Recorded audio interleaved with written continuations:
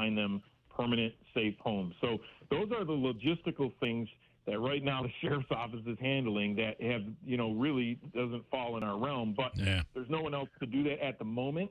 And these animals, we are their voice. They don't have a voice. So we are the ones that are making sure that, we work with these other non-for-profits, and they are amazing people. They're awesome to work with.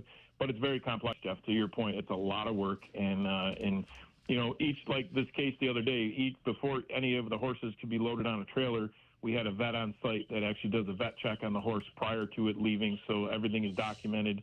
It's a very complex, slow-moving operation. Yeah. So, yep. What Jeff was going to say next is he's looking for a horse. There's a lot of them out there that are up for adoption.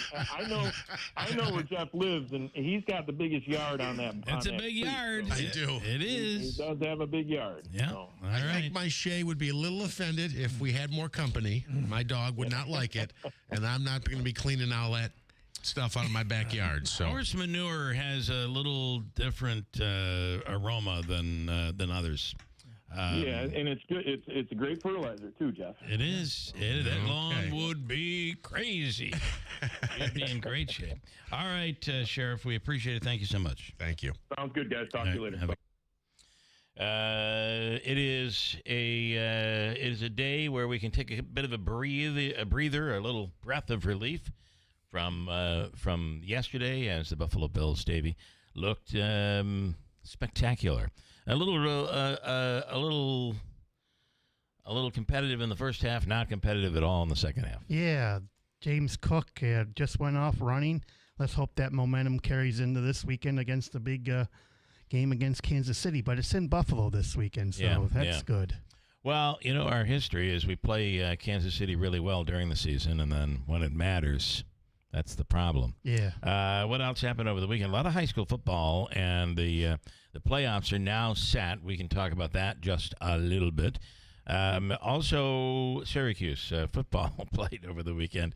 It's horrible. They just look like a deer lost in its headlights. Let me ask you something. I have a terrible story about that, too, and we'll get to it coming up. So I watched the game.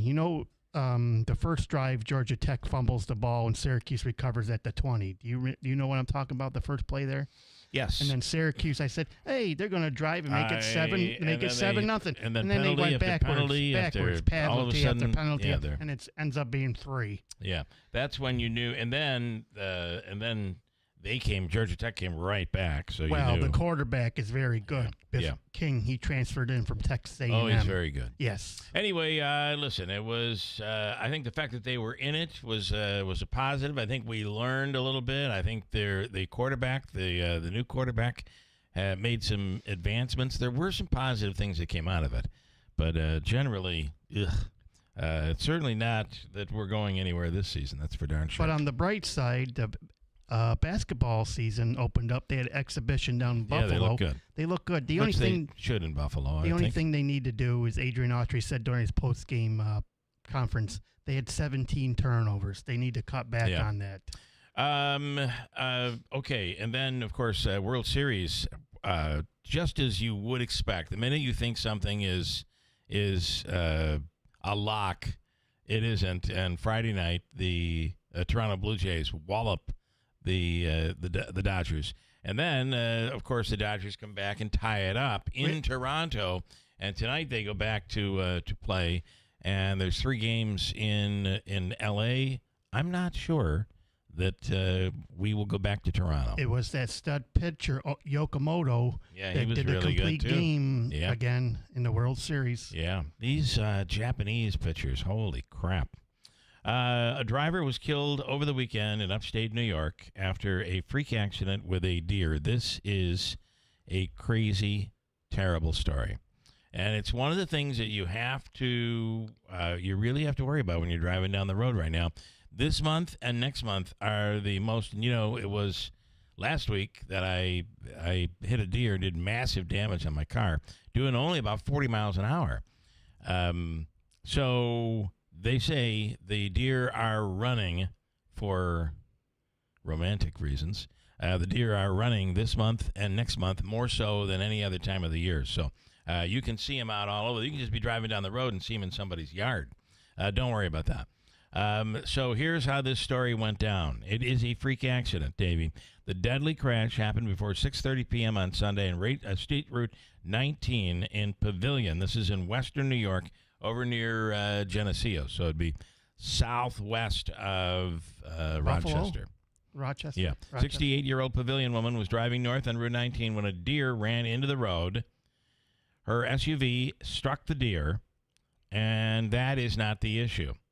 The issue is that the impact between the SUV and the deer sent the animal flying through the windshield of an oncoming pickup truck. Michael Vaccaro, the Rochester man driving the pickup truck, died at the scene. He was 80 years old. Oh, no. The deer came plowing right through, without any warning, right through the windshield. Deputies told Wham out there in Rochester that no one in the SUV that hit the deer was injured.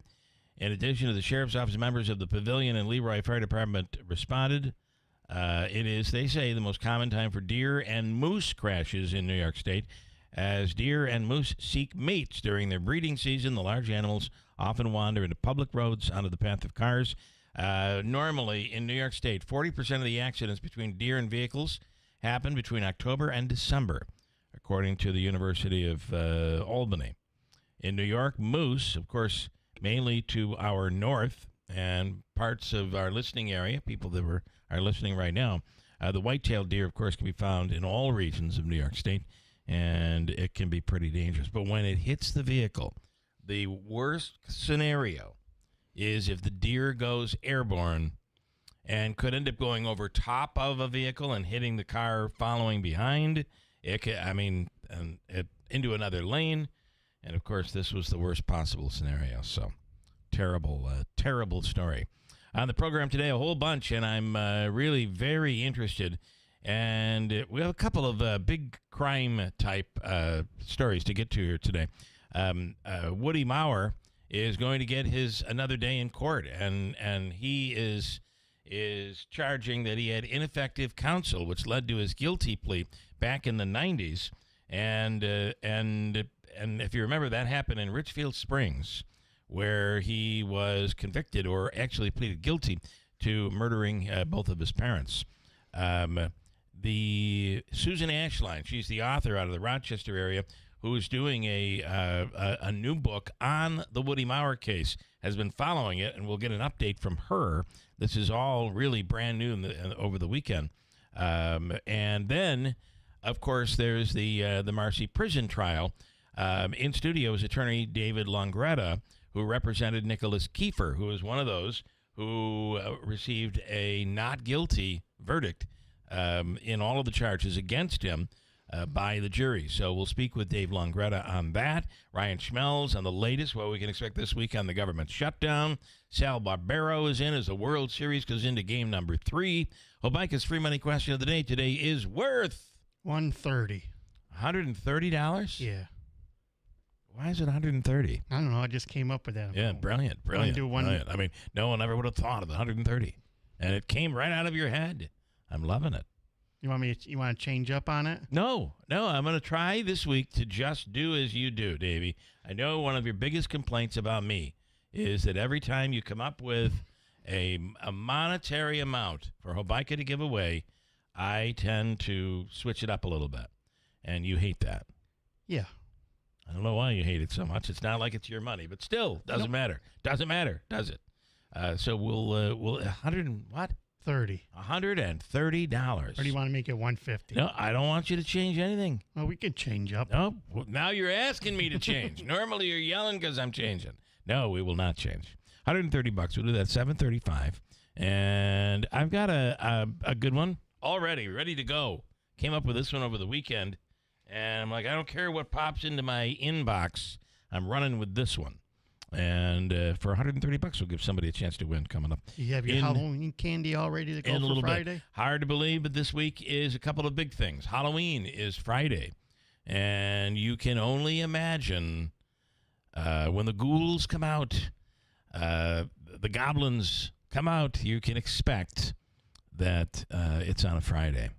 There's something different about that. That means Halloween weekend. In this area, we take Halloween very seriously. Just drive around. I don't know that there's any other area in America, well, maybe Salem and some places that have some history, that actually take Halloween like we take Halloween. Some of the displays this year are just phenomenal. And people will be going to those doors, knocking and trick-or-treating. There's also a really cool app out there, and we'll talk about it, that you can, and it has everything to do with people sharing what they're going to be doing, but it shows you the best houses to go to for Halloween candy. People say, yeah, I'm giving out full-size Snickers bars. And they'll list it on the web, and then everybody says, we're going to that house. We have the scariest house, the best decorations. There's an app to cover all of that. Of course there is. Anyway, that's Friday. And then Sunday morning at 2 a.m., before you go to bed maybe on Saturday night, you'll set your clocks back 1 hour, which means that when you wake up on Monday morning, sunrise will be at about 6:40. Right now, sunrise is about 7:40.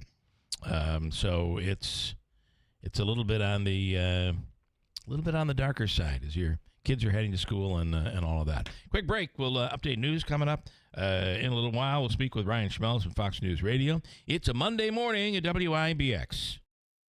This month, Pure Talk is supporting Canines for Warriors, a terrific organization that trains rescue dogs and then pairs them up with combat vets struggling with PTSD. This is why I switched to Pure Talk. Sure, I like the unlimited talk, text, and plenty of 5G data for just $25 a month, and you will too. But you will love being in business with a company that shares your values. Dial pound 250, say micro, and switch to an American wireless company that actually stands for something. Pure Talk. Some firsts you'd like to leave in the rearview mirror. Other firsts are life-changing. Nokian Tires invented the first all-weather tire 25 years ago to serve as a true year-round driving solution. We infuse our tires with aramid fibers for pothole protection, and we subject our products to Arctic conditions at the largest winter tire test facility in the world. Make safety your first priority. Nokian Tires. First things first. Visit Tallman's Tire and Auto Repair in Utica, Yorkville, Rome, and Herkimer, or online at tallmanstire.com. Hi folks, this is Rob Hilton. Your family is your greatest treasure. Is your estate plan ready to protect them when it matters most? At Hilton Estate and Elder Law, we understand the importance of getting it right. That's why we offer a free review of your current plan. Together we'll assess it and provide honest feedback to ensure it truly works. No cost, no obligation, just confidence and peace of mind. Let's prepare for the future together. Schedule a free review today. Hilton, you know the name, they know the law. Our locally owned and operated small businesses are the heartbeat of our community. The WIBX Industry Aces stand out as leaders in their field, like Scripps Stop Pharmacy in Whitesboro, your local pharmacy where transfer of prescriptions is easier than ever, with odd-time refills, free delivery, and friendly, reliable service every time. Visit Scripps Stop Pharmacy today on Oriskany Boulevard in Whitesboro or online at scriptstop.com. Please support this fantastic industry ace today. We all like convenience, right? ATMs, takeout food, drive-through pharmacies. Now, Bremer's is making it just as convenient to enjoy your favorite wines and spirits with Bremer's to go. It's simple. Place your order at bremerswineandliquor.com or save $5 on your first order with our mobile app. Order during store hours for pickup within an hour.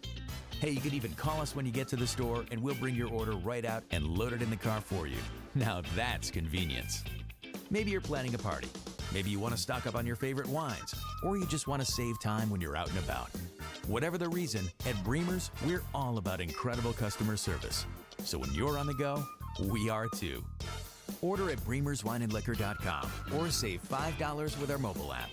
Order during store hours for pickup within an hour. It's Bremer's to go, available 7 days a week from Bremer's Wine and Liquor on Commercial Drive in New Hartford.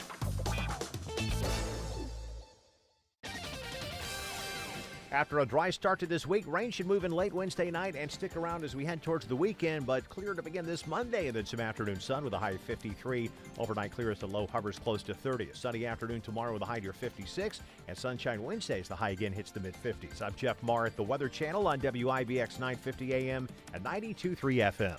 Well, we have clear skies and a few clear days, maybe some rain by Thursday. But today, tomorrow, and Wednesday look like we will have plenty of sunshine. But it'll be cooler. We're right now clear skies and at 28 degrees at WIBX. Hey, everybody in upstate New York. I don't know where in upstate New York, but thanks for listening to the Keeler Show. Never met this man. Don't know why I'm telling everybody to listen, but thank you very much. By the way, this is Larry David from Curb Your Enthusiasm. I have nothing else really to say to you, but I thank you for listening to me, tell you to listen to this man, Bill Keeler, on WIBX. Celebrating 100 years. This is Keeler. WIBX 950 and 92.3 FM. Now back to the Keeler Show.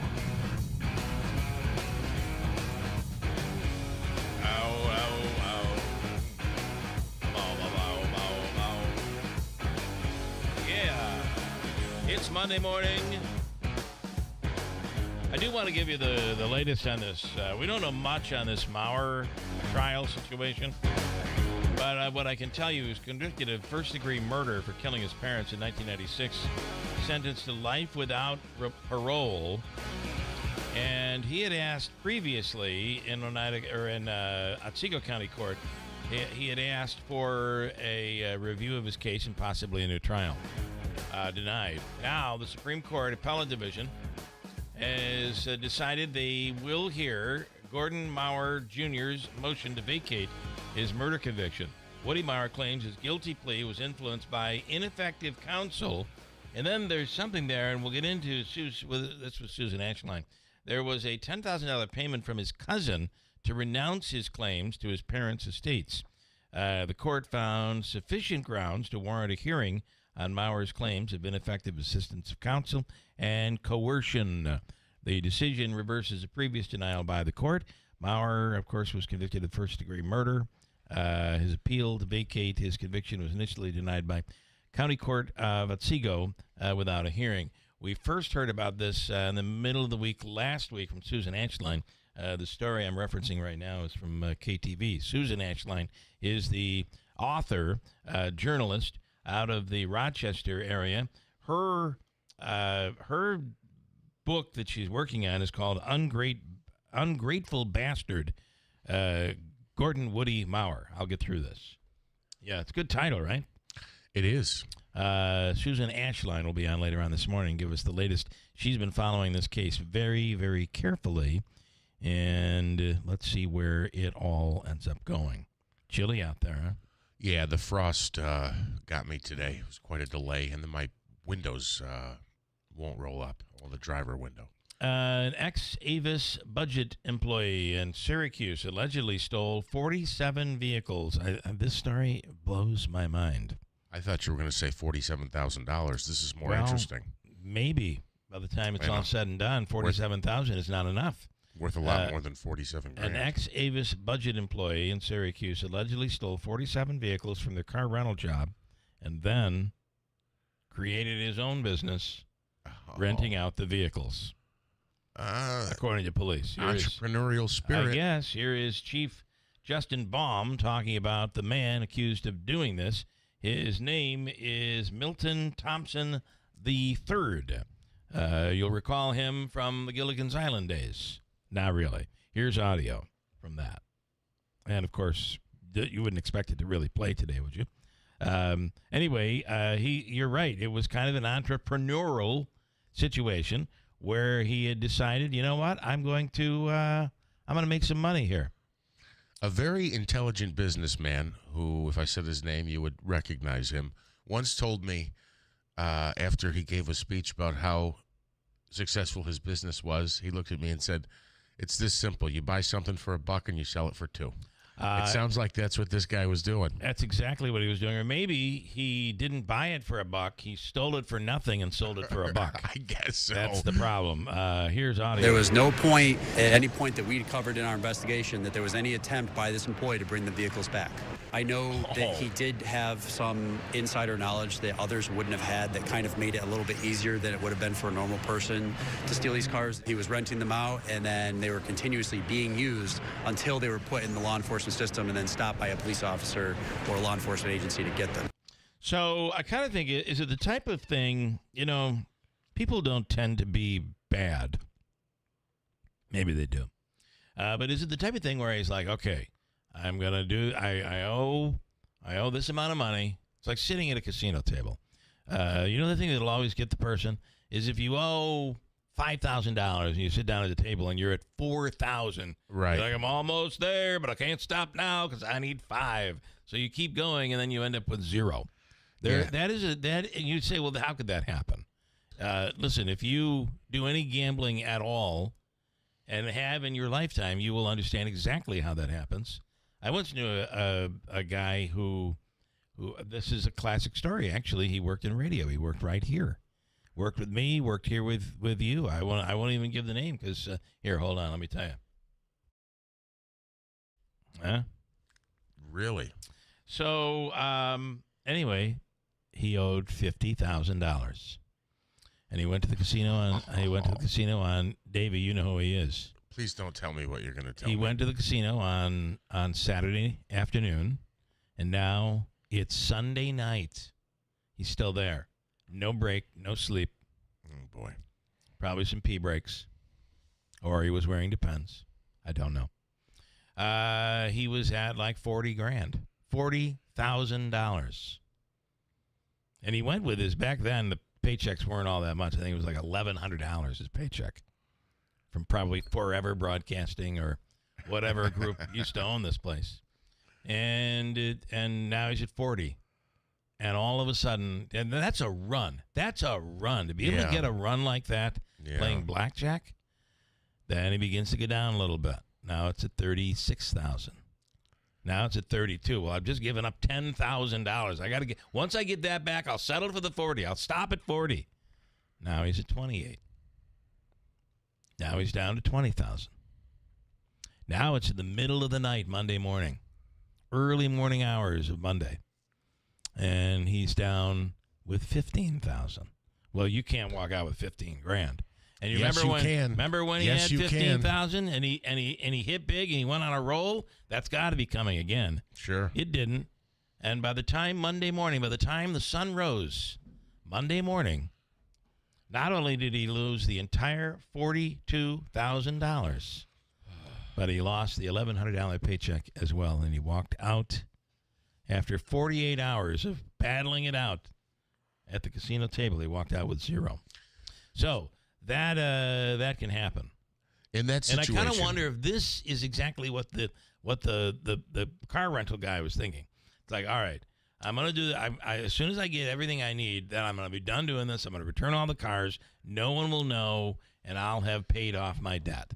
And then it just kept going and going and going, and he wouldn't stop, and he wouldn't stop. And now he's finally been caught.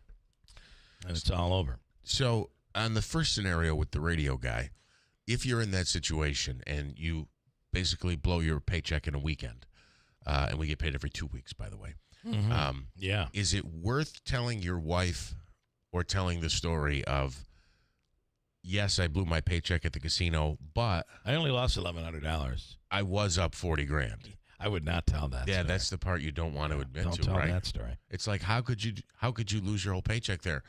How could I lose my whole paycheck there? I was up $40,000. How could you blame me? Your mind gets skewed. Your mind gets messed up, and you just, well, it's stupid. It's just stupid.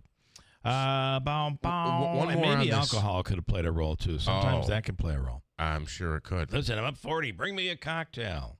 So what that investigator said was that essentially the vehicles were being rented, and then they were just never coming back. They weren't ever in the system until the police went and tracked them. No, he removed the vehicles from the rental place and created his own parking lot. And he rented them out as if he was a... Now, maybe he rented it out as if he was Eva's budget. I don't know.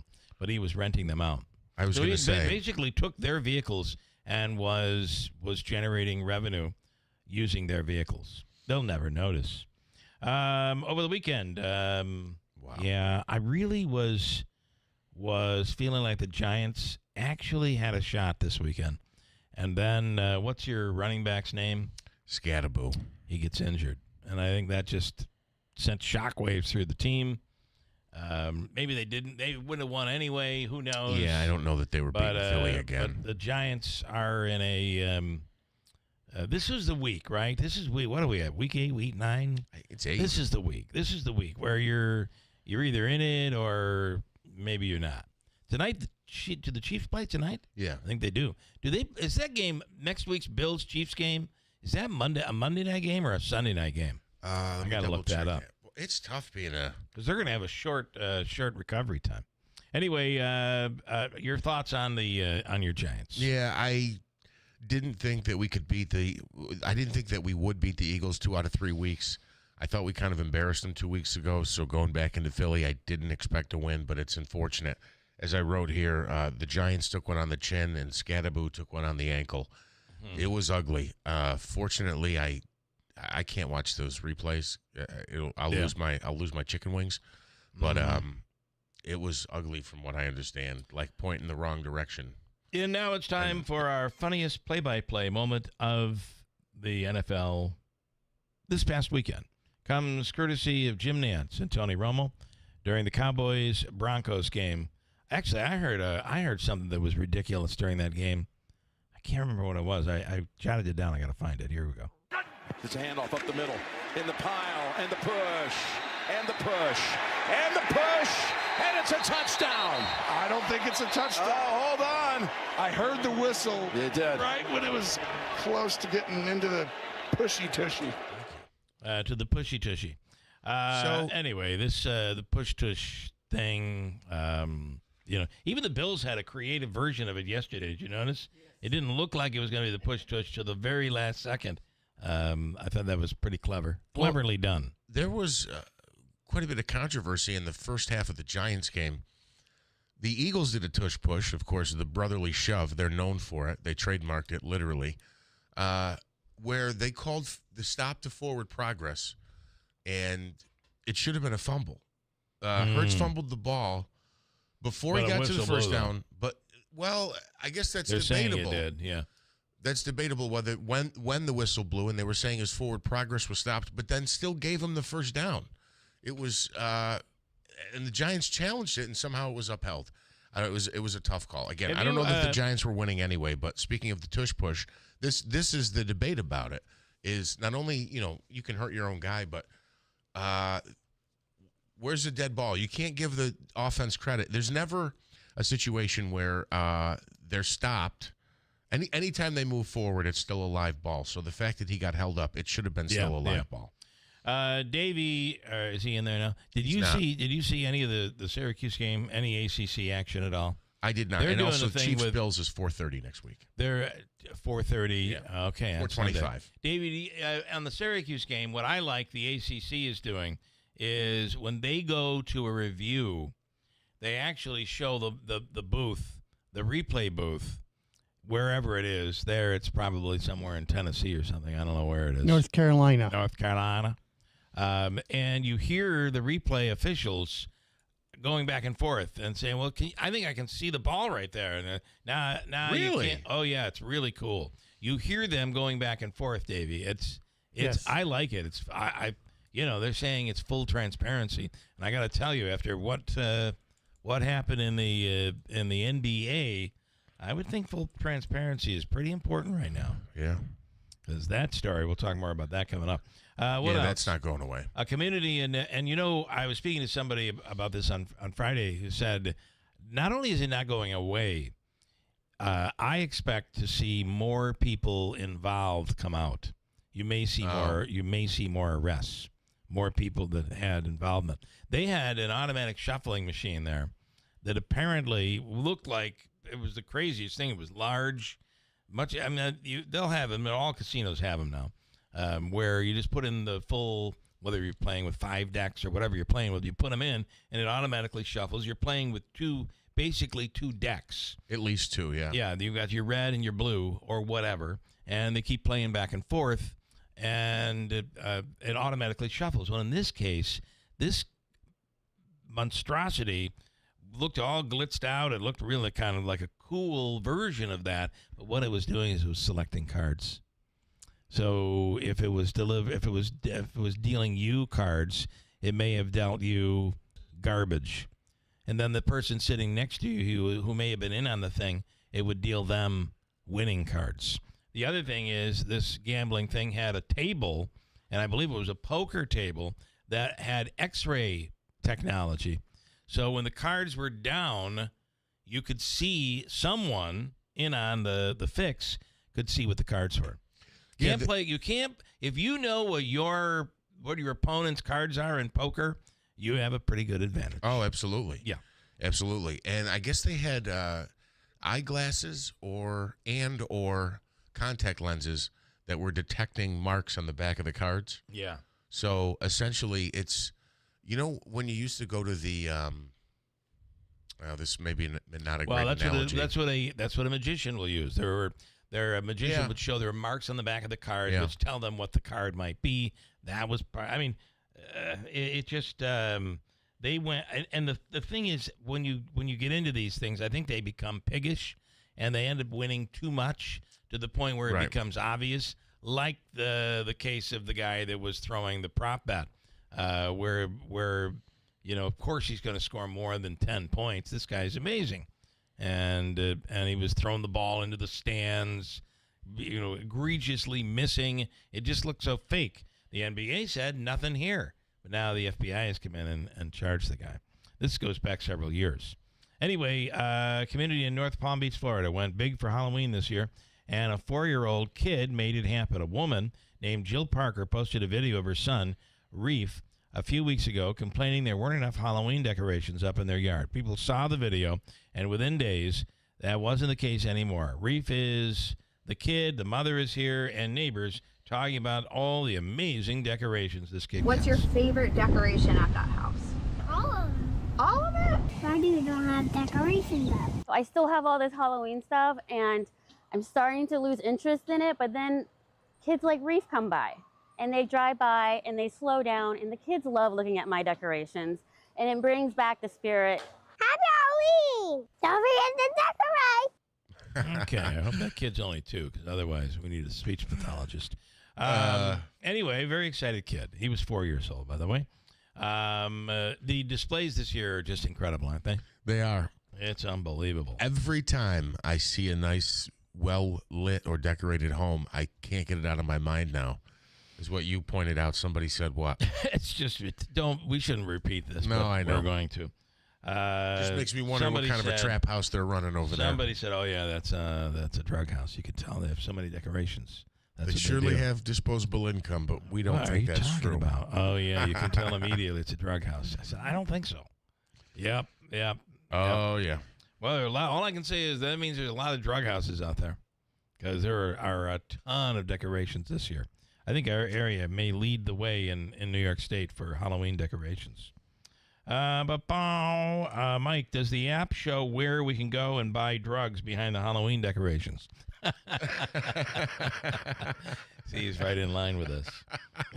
That's good, Mike. Ever since you brought that up, it's all I think about. Yeah, it's not true. And I don't mean that you brought it up, but you repeated it. It's a funny story. Well, and the person is like, well, just look at the house. Now, the roof's falling off on the house.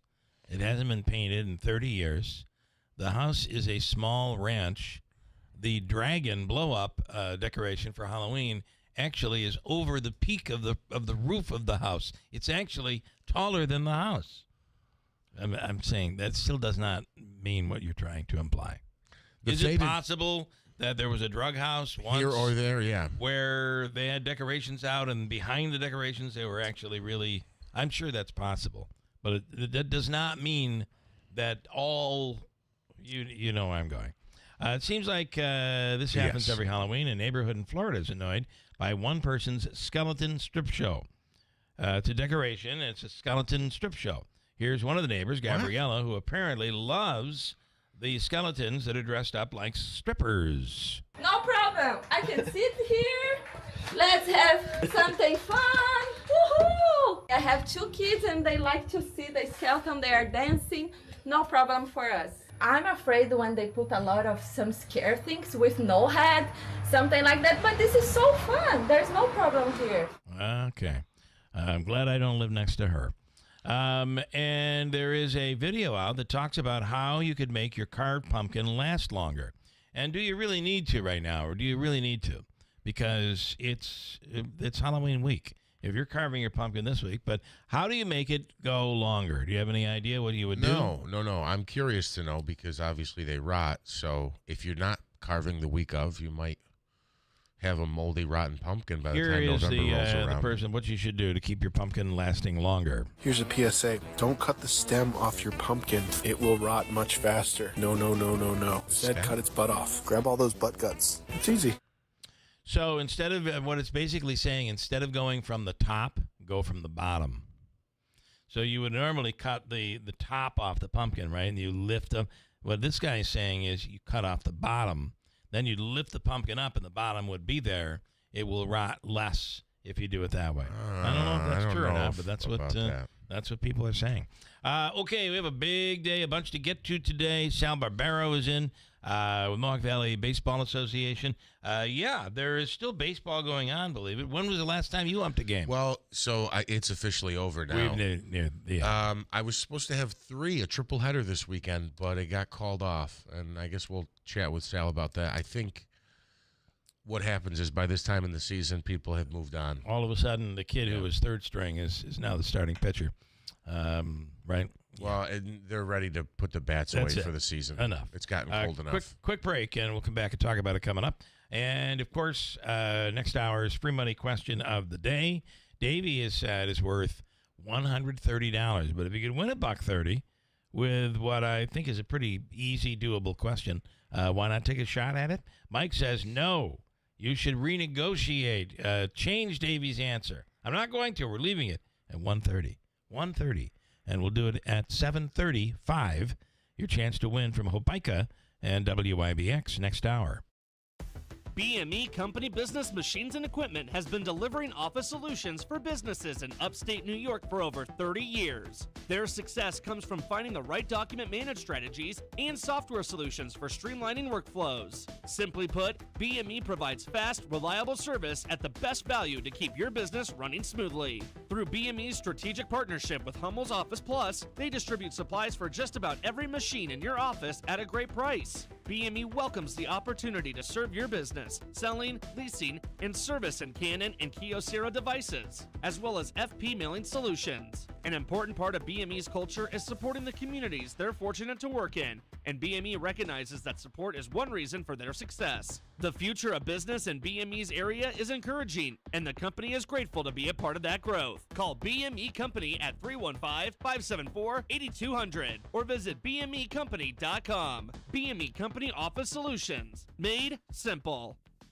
We are here with Tom Giglio from Script Stop Pharmacy, Oriskany Boulevard in Whitesboro, our industry ace. What sets you apart from other pharmacies? Script Stop Pharmacy, 131 Oriskany Boulevard in Whitesboro, New York. We're changing the game. We're a locally owned pharmacy, and we'll treat you like family. With fast, friendly service, no-wait immunizations, and automatic refills, we ensure that you never miss a dose. Pick up the phone and give us a call at 315-790-5300, and you won't have to sit on hold with an automated answering system. You'll be able to actually reach out to a person. You won't have to wait in a long line only to find out that your prescription isn't ready or is not in stock. We offer a wide range of services, including text message alerts when your prescriptions are ready. We have an app that you can manage your medications in, and we offer free delivery across all of Oneida County. And with 75 years of combined pharmacist experience, we're here to serve you quickly, reliably, and with a smile. Need a script, make the stop, or just call Script Stop.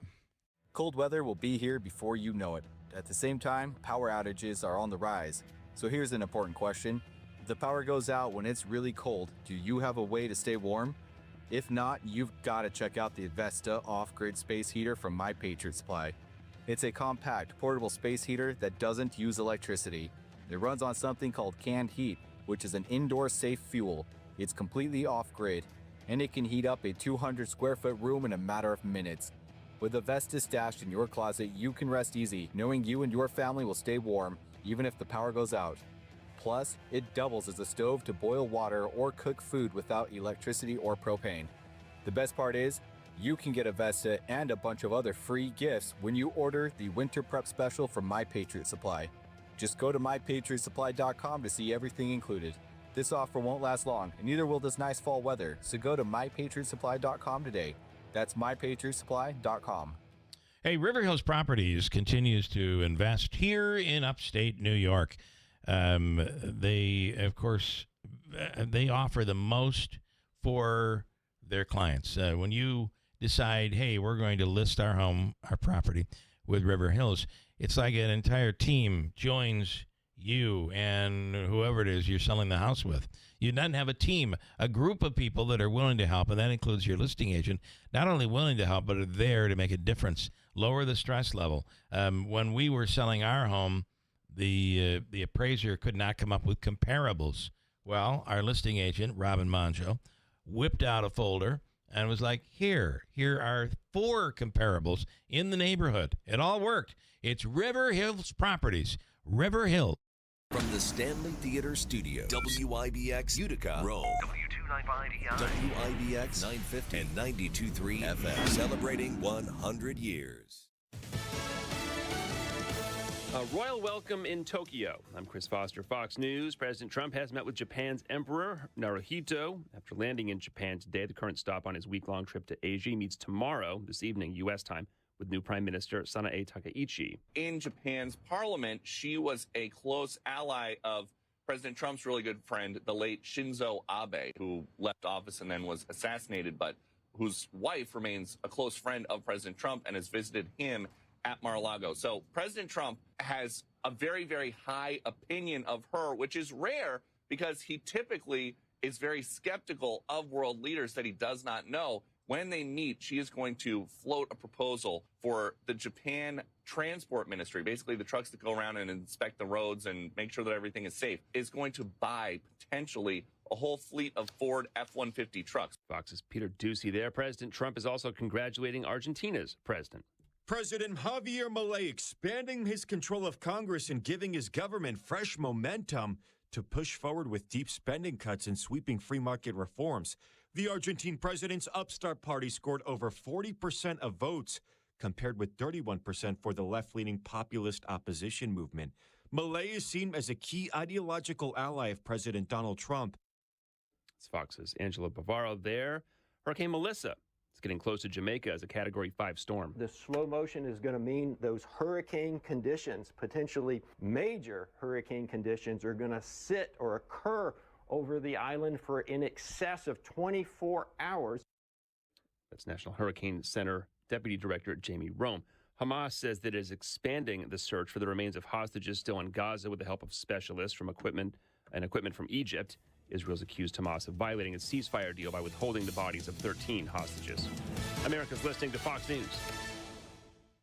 Feel that chill in the air? Now's the perfect time to layer up. The outerwear shop is now open at Untuckit with sharp new jackets and vests made for this season and beyond. You'll find all the right layers to keep you warm and looking sharp, including cozy sweaters, sweatshirts, and more. But hurry, fall weather won't wait, and neither should you. So don't miss the outerwear shop, open now at untuckit.com in more than 80 stores worldwide. Untuckit, shirts designed to be worn, untucked.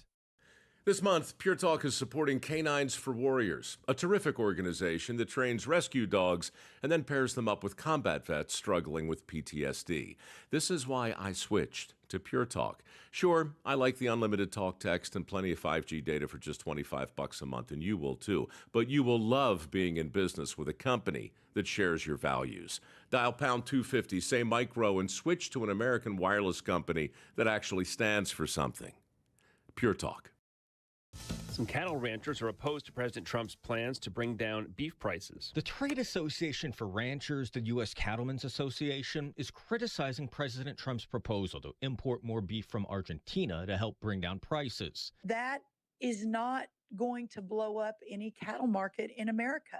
Agriculture Secretary Brooke Rollins tells the Fox News Rundown from Washington podcast, farmers and ranchers have no bigger supporter than the president, but easing regulations and increasing herd sizes will take time. But the president's vision is, how do we help consumers now? Beef imports are still subject to tariffs, including a 50% tax on all beef from Brazil. At the White House, Jared Halpern, Fox News. The Democrats' nominee for mayor in New York City, Zohran Mamdani, is joined for a rally at a nearly full 13,000-seat stadium in Queens by Governor Kathy Hochul, Congresswoman Alexandria Ocasio-Cortez, and Vermont Senator Bernie Sanders. New York must have a mayor who represents the working families of this city, not the billionaire class. New York's Senators Chuck Schumer and Kirsten Gillibrand, both Democrats, have refused to endorse Mamdani.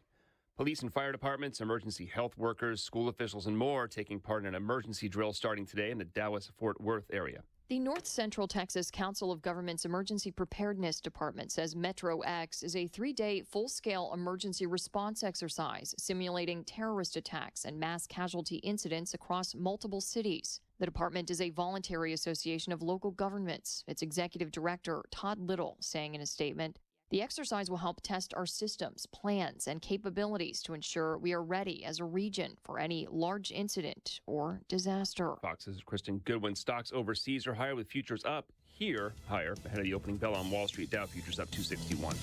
I'm Chris Foster, Fox News.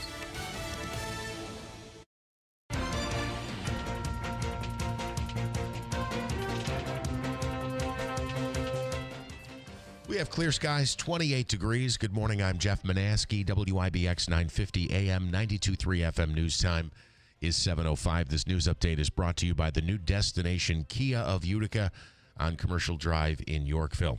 WKTV reporting the New York Supreme Court Appellate Division is ordering a hearing on Gordon Maurer Jr.'s motion looking to vacate his murder conviction. He was convicted of killing his parents back in the mid-90s and initially denied the appeal by the county court in Otsego County. However, the court now finding sufficient grounds to warrant a hearing on Maurer's claim of ineffective assistance of counsel and coercion. The decision reverses a previous denial. Maurer was convicted, as I said, of first-degree murder for killing his parents in 1996 and sentenced to life without the possibility of parole. And we have author Susan Ashline, who's doing a true crime book in the middle of it on the Woody Maurer story, and she has been following all of this and has an update for us coming up. That'll be about 8:40 this morning. Something certainly to look forward to that interview this morning. A Whitesboro woman facing charges in connection with a vandalism incident that dates back to August. It involved a vehicle covered in condiments. Utica police say the incident happened in late August. On Genesee Street, it was learned the individual poured condiments like ketchup, mustard, mayonnaise, eggs on a vehicle and allegedly scratched the vehicle as well. It caused more than $7,000 in damage. Well, Utica police arresting 21-year-old Chloe Stacy of Whitesboro. She's charged with criminal mischief in the second degree. We also have an author on regarding that story. It's me. I'm doing a tabletop coffee table book. It's just pictures of things like mustard and ketchup and mayonnaise smeared all over a vehicle. $7,000 in damage done to that vehicle. Everything but French fries, it sounds like, were poured on on that vehicle. It was the first weekend of early voting in New York State, and no issues reported as yet. Of course, Election Day coming up on Tuesday, November 4th. Early voting continues through Sunday, November 2nd. Central New York drivers seeing continued savings at the gas pump as we continue to trickle downward. AAA says the average cost for a gallon of fuel right now is $3.05. That's 2 cents less than it was last week, 8 cents less than a month ago. Right now, the statewide average is $3.11. Nationally, it is also at $3.05. Of course, Halloween coming up on Friday, and police across the state are working to make sure that folks get their spooky celebrations out of the way safely. Law enforcement will be keeping an extra eye out for dangerous activity on the roads through Friday. During last year's Halloween campaign, over 46,000 tickets were issued statewide. So make sure that you have a designated driver if you are headed out this weekend. One more bill, a penny shortage is starting to be felt at the register. The Treasury Department halted penny production in May, and the U.S. Mint cracked out its last batch of pennies in August. Now a growing number of convenience stores and major chains are reporting issues. Kroger, for example, The grocery chain started asking shoppers paying in cash to do so with exact change. I will say that I was at Stewart's the other day, and she didn't have pennies, so she gave me $1 back. I saved 2 cents. So instead of 98 cents, she gave you $1? Yep. She said, I'm sorry, I don't have change. I don't have pennies. So here, I'm just going to give you $1. And I'm like, great. All that stuff adds up. And I said, here's a tip. Don't do that too often. Chilly start, almost 2 cents now, 28. 28 degrees and clear skies. It is 7:09. After a dry start to this week, rain should move in late Wednesday night and stick around as we head towards the weekend, but clear to begin this Monday, and then some afternoon sun with a high of 53. Overnight clear as the low hovers close to 30. A sunny afternoon tomorrow with a high near 56, and sunshine Wednesday as the high again hits the mid-50s. I'm Jeff Marr at the Weather Channel on WIBX 950 AM and 92.3 FM. Your forecast is brought to you by Clinton Tractor, the leader in service. Visit them at clintontractor.net. From the IBEW 43 local sports desk, the Buffalo Bills bounced back after back-to-back defeats with an impressive win against the Carolina Panthers, 40-9, your final there. The Giants taking on the Eagles once again. The Giants took it on the chin. Their running back, Scattaboo, took it on the ankle. Some bad news there. The Giants dealing with a major loss. Their rookie running back, Cam Scattaboo, carted off the field with the dislocated right ankle against the Eagles. He got caught under an Eagle player while he was attempting to catch a pass. The fourth-round pick from 2025 is expected to miss the rest of this season. On the field, the Giants fell 38-20. Jackson Dart, 193 yards and a touchdown. Big Blue is now 2-6. The Jets collected their first win of the season, rallying for a wild 39-38 win over the Bengals in Cincinnati. Justin Fields started under center, 244 yards and a touchdown. Breece Hall, 133 yards and 2 scores. Tyrod Taylor was ruled out prior to the game with a knee injury, and there were reports last week that head coach Aaron Glenn was looking to maybe start Tyrod Taylor under center. So the Jets pick up their first victory, now 1-7, in the most Jets way possible. They won their first game starting a quarterback that they didn't want to start on Sunday. That was awesome, and they were down 16 points in the fourth quarter. Did not think they could hang around. Yeah, I didn't in a game with that many points. So they pull off a victory, and that is, by the way, it's the first time I've seen their coach smile. I'd never seen him smile before. Wow, it's his first NFL victory. Yeah, it's been a long time coming. Worthy of a smile. Utica football, 51-28 over Alfred this weekend. Up next for the Pioneers is St. John Fisher. That game is next Saturday at Gaetano Stadium. Utica hockey in exhibition lost to Skidmore on Friday night, 6-3 the final. The good news for the Pioneers, though, is that one doesn't count. The regular season opens up on Friday night. In fact, they'll play 2 at home this weekend on Friday and Saturday at the Adirondack Bank Center against Adrian. And the Utica Comets still winless. 2 more losses over the weekend. Up next for the Comets is a road game on Halloween night. They'll play in Syracuse. And then the Comets, now 0-5-1. They'll return home to host Wilkes-Barre Scranton on Saturday at the Adirondack Bank Center. Did I already mention Game 3 of the World Series tonight? Dodgers, yeah, you Blue did not Jays, mention, yep. 1 game apiece. We'll talk a little bit of baseball as the season is this week coming to a close. My prediction is it will end this year in Los Angeles. I just thinking it's where it's going to end. Yeah. Don't you think?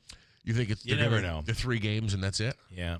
I kind of have a feeling. Oh, that first one had me feeling confident. It could happen. There was a grand slam in that game Friday night and all of it. So you never know. Will they go back to Toronto? We will. I think they will. We will see. Free money question coming up this hour. Davey came up with the rather odd jackpot of $130 that you'll be playing for. We'll do that at 7:35. And one more. It's funny because thank you for sending this. I was actually going to mention, but I didn't have final scores. Pop Warner Championships were held this weekend. And thank you for sending this in. Utica Pop Warner, North Utica Raiders won the TVL championship last night, 50-26 against New Hartford. Utica now heads to the States. I don't know what age group that is. Also, the seedings are out for 12U. High school football as the playoffs will begin on Thursday. In high school football, a lot of local teams involved in that. We'll see who makes it to the Dome. It's 7:14 now at WIBX. Whatever you need to haul, landscaping tools, heavy construction gear, or even livestock, Clinton Tractor has the trailer for the job. Choose steel, aluminum, or galvanized frames from 500 pounds to 55 tons with trusted names like B-Wise, Eager Beaver, and EB. For trailers, parts, and service you can count on, visit the Caladona family at Clinton Tractor.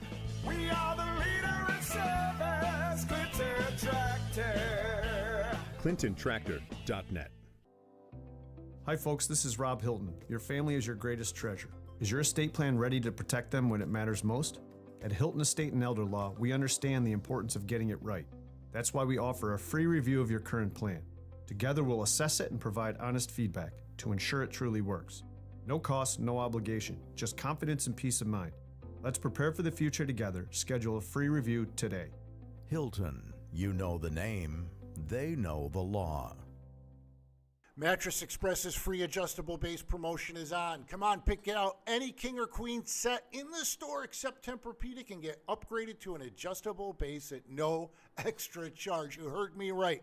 And we have no credit check payment plans. We are here with Tom Giglio from Script Stop Pharmacy, Oriskany Boulevard in Whitesboro, our industry ace. What sets you apart from other pharmacies? Script Stop Pharmacy, 131 Oriskany Boulevard in Whitesboro, New York. We're changing the game. We're a locally owned pharmacy, and we'll treat you like family. With fast, friendly service, no-wait immunizations, and automatic refills, we ensure that you never miss a dose. Pick up the phone and give us a call at 315-790-5300, and you won't have to sit on hold with an automated answering system. You'll be able to actually reach out to a person. You won't have to wait in a long line, only to find out that your prescription isn't ready or is not in stock. We offer a wide range of services, including text message alerts when your prescriptions are ready. We have an app that you can manage your medications in, and we offer free delivery across all of Oneida County. And with 75 years of combined pharmacist experience, we're here to serve you quickly, reliably, and with a smile. Need a script, make the stop, or just call Script Stop.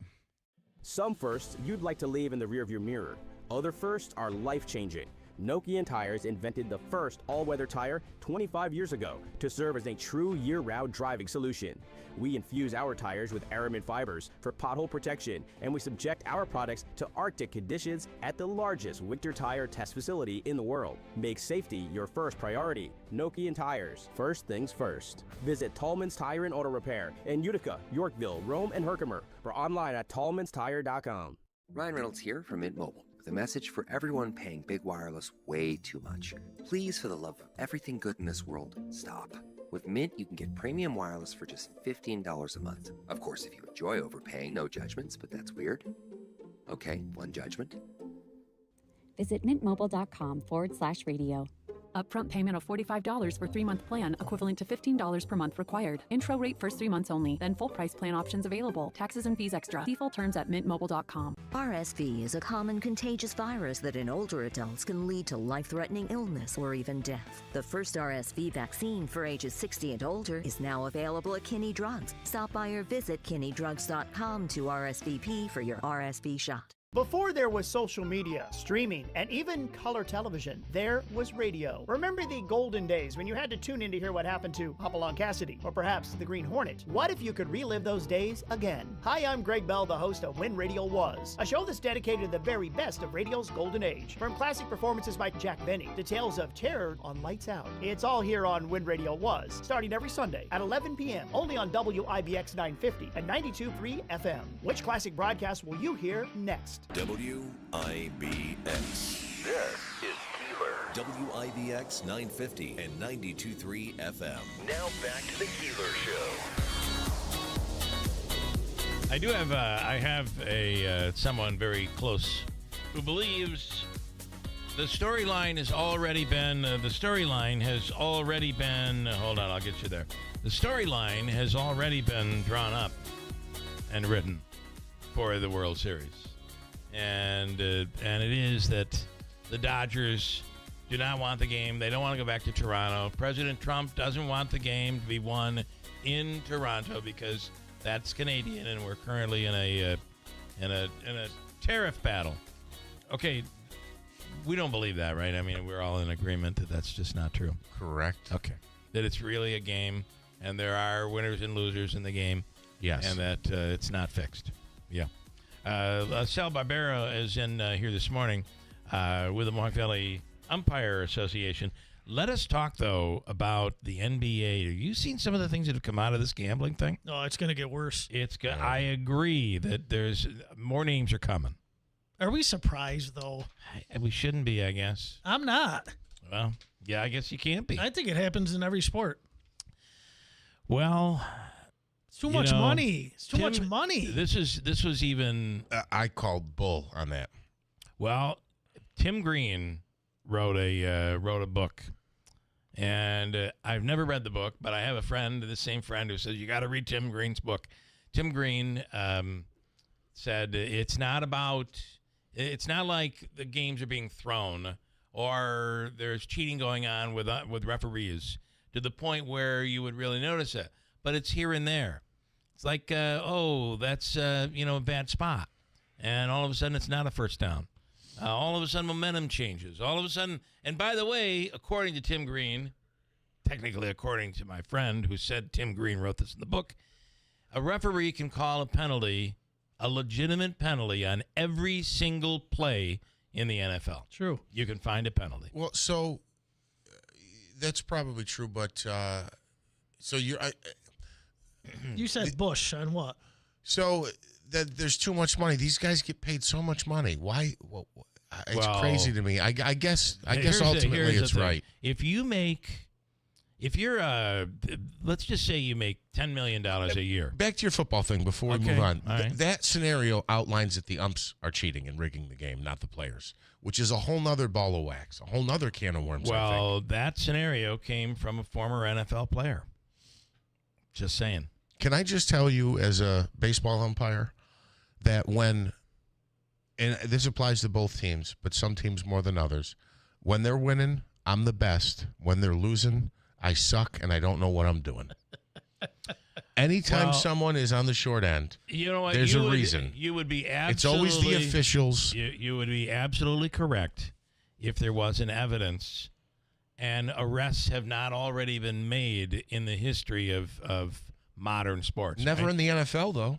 I don't believe in the NFL. Well, look what happened to the NBA referee. Yeah. Who got caught 15, 20 years ago. And his story was just how it's being described for football. Is it's a foul here, a foul there. You interrupt momentum. Plays a role. Plays a role in the game. Did you see the video of the Rozier player who's involved in this? It looked like WNBA in 200005. Did you see what he was throwing doing? the ball into the stands, doing spin kicks. Yeah, I don't know. Throwing up bricks. Yeah. Remember now this wasn't cheating necessarily, but a couple of weeks ago when Syracuse got nabbed for faking injuries to slow down momentum, did you see some of those injuries? How blatantly horrible the acting was to try to make it. I mean, it was so obvious. Sometimes these guys just are, they get nervous and they just looks obvious. I don't know. I don't. Well, they're not actors. I don't want to think everything is fixed, but to say that it can't be. Here's another example on this NBA thing, and I mean, the gambling thing too, the casino stuff is nuts. No. So I don't know, Sal. The credibility of the game should be the most important thing. Well, and it should be. The more that the credibility gets chipped away, obviously the fans are into it less, and then from the gambling aspect, if you can't trust it, a lot of people won't bet it. So there's a lot at stake to make sure everything's on the up and up. Let me just say this. And this is where I think having the computers come in and play a role for umpiring, which we're going to see next year, right, in Major League Baseball. You tell me, you take Jacob deGrom, for example, which I think is the perfect example. Without that outside corner, Jacob deGrom is not a great pitcher. He needs that outside corner. And so if you're an umpire and you come in and you just take the whole game, you narrow the strike zone, you completely change that game for Jacob deGrom. Well, but you need to. It should be narrowed for both sides, though. I understand that, but for him, it takes him out of the game. Now he's pitching right down the middle. He's giving up home runs. I'm just saying it's possible to be done. That's all I'm saying. And that's where I think the more they can do, like the ACC doing this thing where when they come in and they do the replay and they go to the replay booth, you see it all happen. They're arguing back and forth about why it should be upheld on the field. I mean, it's a pretty cool. It shows more transparency, and the addition of maybe computers behind home plate as an option, not bad. Also, I do think that when they show the strike zone on TV and you're watching in Major League Baseball, I think that plays a good role too, because you're watching it. How egregious can an umpire get if you see it right there on TV, every single pitch? I'm just saying. Your thoughts, Sal? No, I agree. It's see, I am so against what baseball is going to do next year with the computers. Just so against it. Yeah, it's just, I don't know. And even that, they're taking more of the human element out of the game. Yeah, I mean, they really are. And even that, though, you get 2 challenges or something per game. Yeah. I guess you gotta hold on to that, but that's where we're going. If anything, they should have brought it back in the 90s. You ever see the strike zone back? Go watch a 1990s baseball game. Yeah. The strike zone was this big. Well, the most egregious thing ever was the Kevin Gregg. It was the Braves Marlins, the year the Marlins won the World Series. He has the most outrageous strike zone you've ever seen. And Livan Hernandez was the pitcher, and I think he had 14 or 16 strikeouts in that game. I'm just telling you, go watch highlights of some of it. I mean, the ball is way 2 feet outside. Yeah. And I have to give the Braves batters credit. They never argued the whole game. Yeah. It's got to be the worst umpire game I've ever seen. But then an umpire today misses by 2 inches. He's scolded. Right. Yeah. Oh, he's terrible. Yeah. Yeah. Obviously, we're talking about not local and high school. We're not talking about that. But at this time when we're looking at the World Series, I think, and you have this story from the NBA. I think all eyes are on professional sports, whether we like it or not. It's kind of interesting.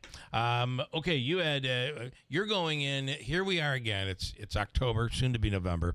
And did you have enough umpires this year? Well, we never have enough, but I understand. we get through. Are you up this year, or just is it staying steady? I think it's staying steady.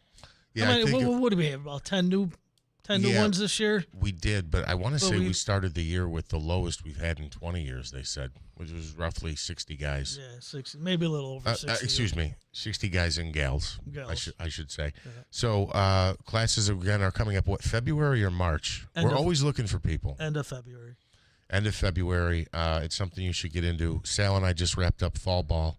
I was supposed to have 3 games, actually, on Saturday, but they got canceled late in the week. But you still had some games, right? Yeah, my last game was Saturday. Let me ask you about... so high school football just ended their regular season. Yes. And baseball just ended for us. Yeah, think about that. Think about it. Well, and you wonder, maybe that's why kids are, when you're in minor league baseball, I'm talking about professional, and you go into your first year in Major League Baseball, and you're getting surgeries more. They're more prevalent today because these kids tend to be pitching more, but they always did in the South, right? In the South, they always pitched well late into the season.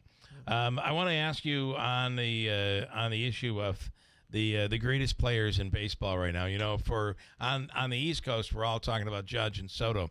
But, man, these Japanese players from L.A. are unbelievable.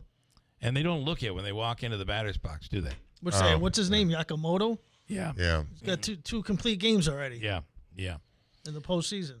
And that's why, the Dodgers are and then Ohtani. I mean, he's a freak. It really is just incredible. And a throwback to the old days of Babe Ruth when you pitched and you hit the ball out of the park. Literally, in this case, right, it was literally out of the park. That was insane. He hit it out of and Dodger then, Stadium. Somebody asking, how did Manaski do? And this is what, your third or fourth year? Third year. Oh, he does. He does a good job. Okay, does a good job. I tell him all the time.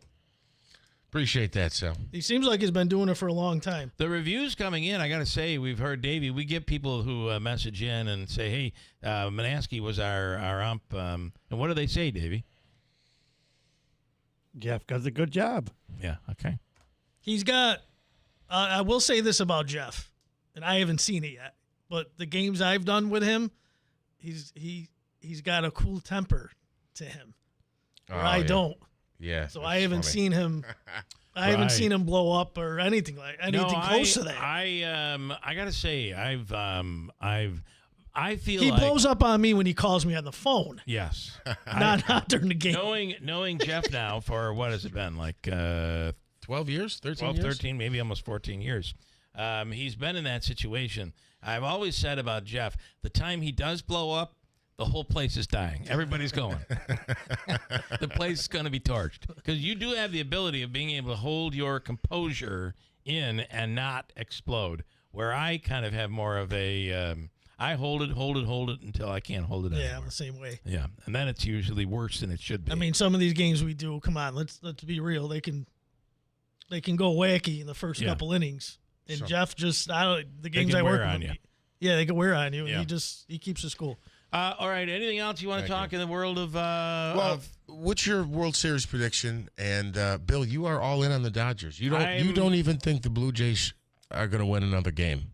What did I say a week ago? You said 4-1. Dodgers in 5. Yeah. Yeah. Dodgers. I in think 5. Toronto had to win Game 2 to win it. Are they out of it? No, absolutely not. Think about it. You got the best pitching staff going up against the best offense. Something's got to give. But I think they had to win Game 2. Because now you're going to LA for 3. That's going to be tough. But I don't know. Well, listen, if they can win, if they can win one, they, at least they come back to Toronto. I'm a Yanks fan, so I got to root for Toronto for Mattingly. Yeah, he never got a ring, so hopefully he gets one. All right, Toronto. that's how Davey feels. That's it. High school football gets underway. What do we do? 2 weeks of playoffs and then the Dome. Is that?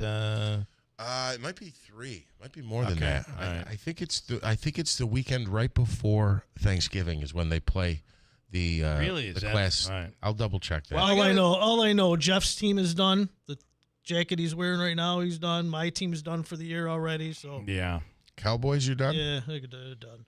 Somebody told me they had the best offense in the league. You think so? But they got the worst defense. Yeah, they're ranked 32nd. I think that over the weekend you did. I mean, yesterday you kind of learned. I kind of feel like Denver is definitely for real. No that's question. That's a solid team. What's Vrabel doing with the Patriots? 6-2. He's amazing. He's an amazing coach. And he the really Patriots the Patriots are for the real. Colts. Who saw the Colts coming at 7-1? Yeah. All Daniel right. Jones. Let me break. We have Hobica's free money question coming up in a second. We'll also speak with Ryan Smells from Fox News Radio on the government shutdown. We're going into yet another week. I don't know how long this thing's going to last, but I don't see any end in sight right now. We'll get to all of it along with Manaski's News coming up at WIBX. Are your windows old and tired? Hard to put up and down? Builder's grade windows just aren't made to last very long.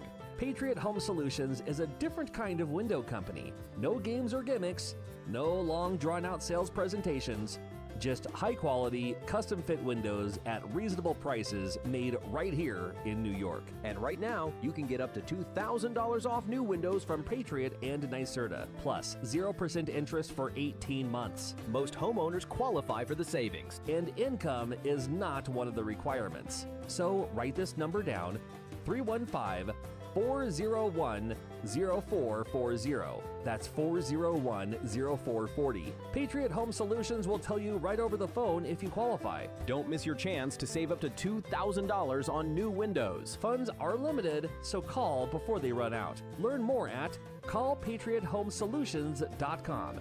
That's callpatriothomesolutions.com. If you have an IRA or 401k, then this message is definitely one you need to hear. The price of 1 troy ounce of silver has more than doubled in the past 24 months, and silver is poised for huge gains in the near term. That's why when you call Advantage Gold at 800-741-GOLD, you'll be positioned for the next wave of dramatic growth in precious metals. The devaluation of the U.S. dollar and the volatility of the stock market all play a part in why silver continues to be a safe haven location for your assets, and why precious metals continue to dominate in an uncertain financial climate. Learn more when you call 800-741-GOLD. We'll send you a free precious metals guide, plus a copy of former IMF Chairman Ken Rogoff's book, Our Dollar, Your Problem. The time is now for you to consider silver to protect your retirement. Call Advantage Gold at 800-741-4653 right now. Consult your financial advisor before investing. Call 800-741-GOLD. Looking for a place filled with history, adventure, and community spirit? You'll find it all in Herkimer County. From scenic views in the Adirondacks to outdoor fun, unique shops, and festivals that bring our towns and villages to life. There's something for everyone. For a complete list of events and experiences, visit herkimercountyny.gov/events. Herkimer County, where history, commerce, and beauty collide. It's all happening here.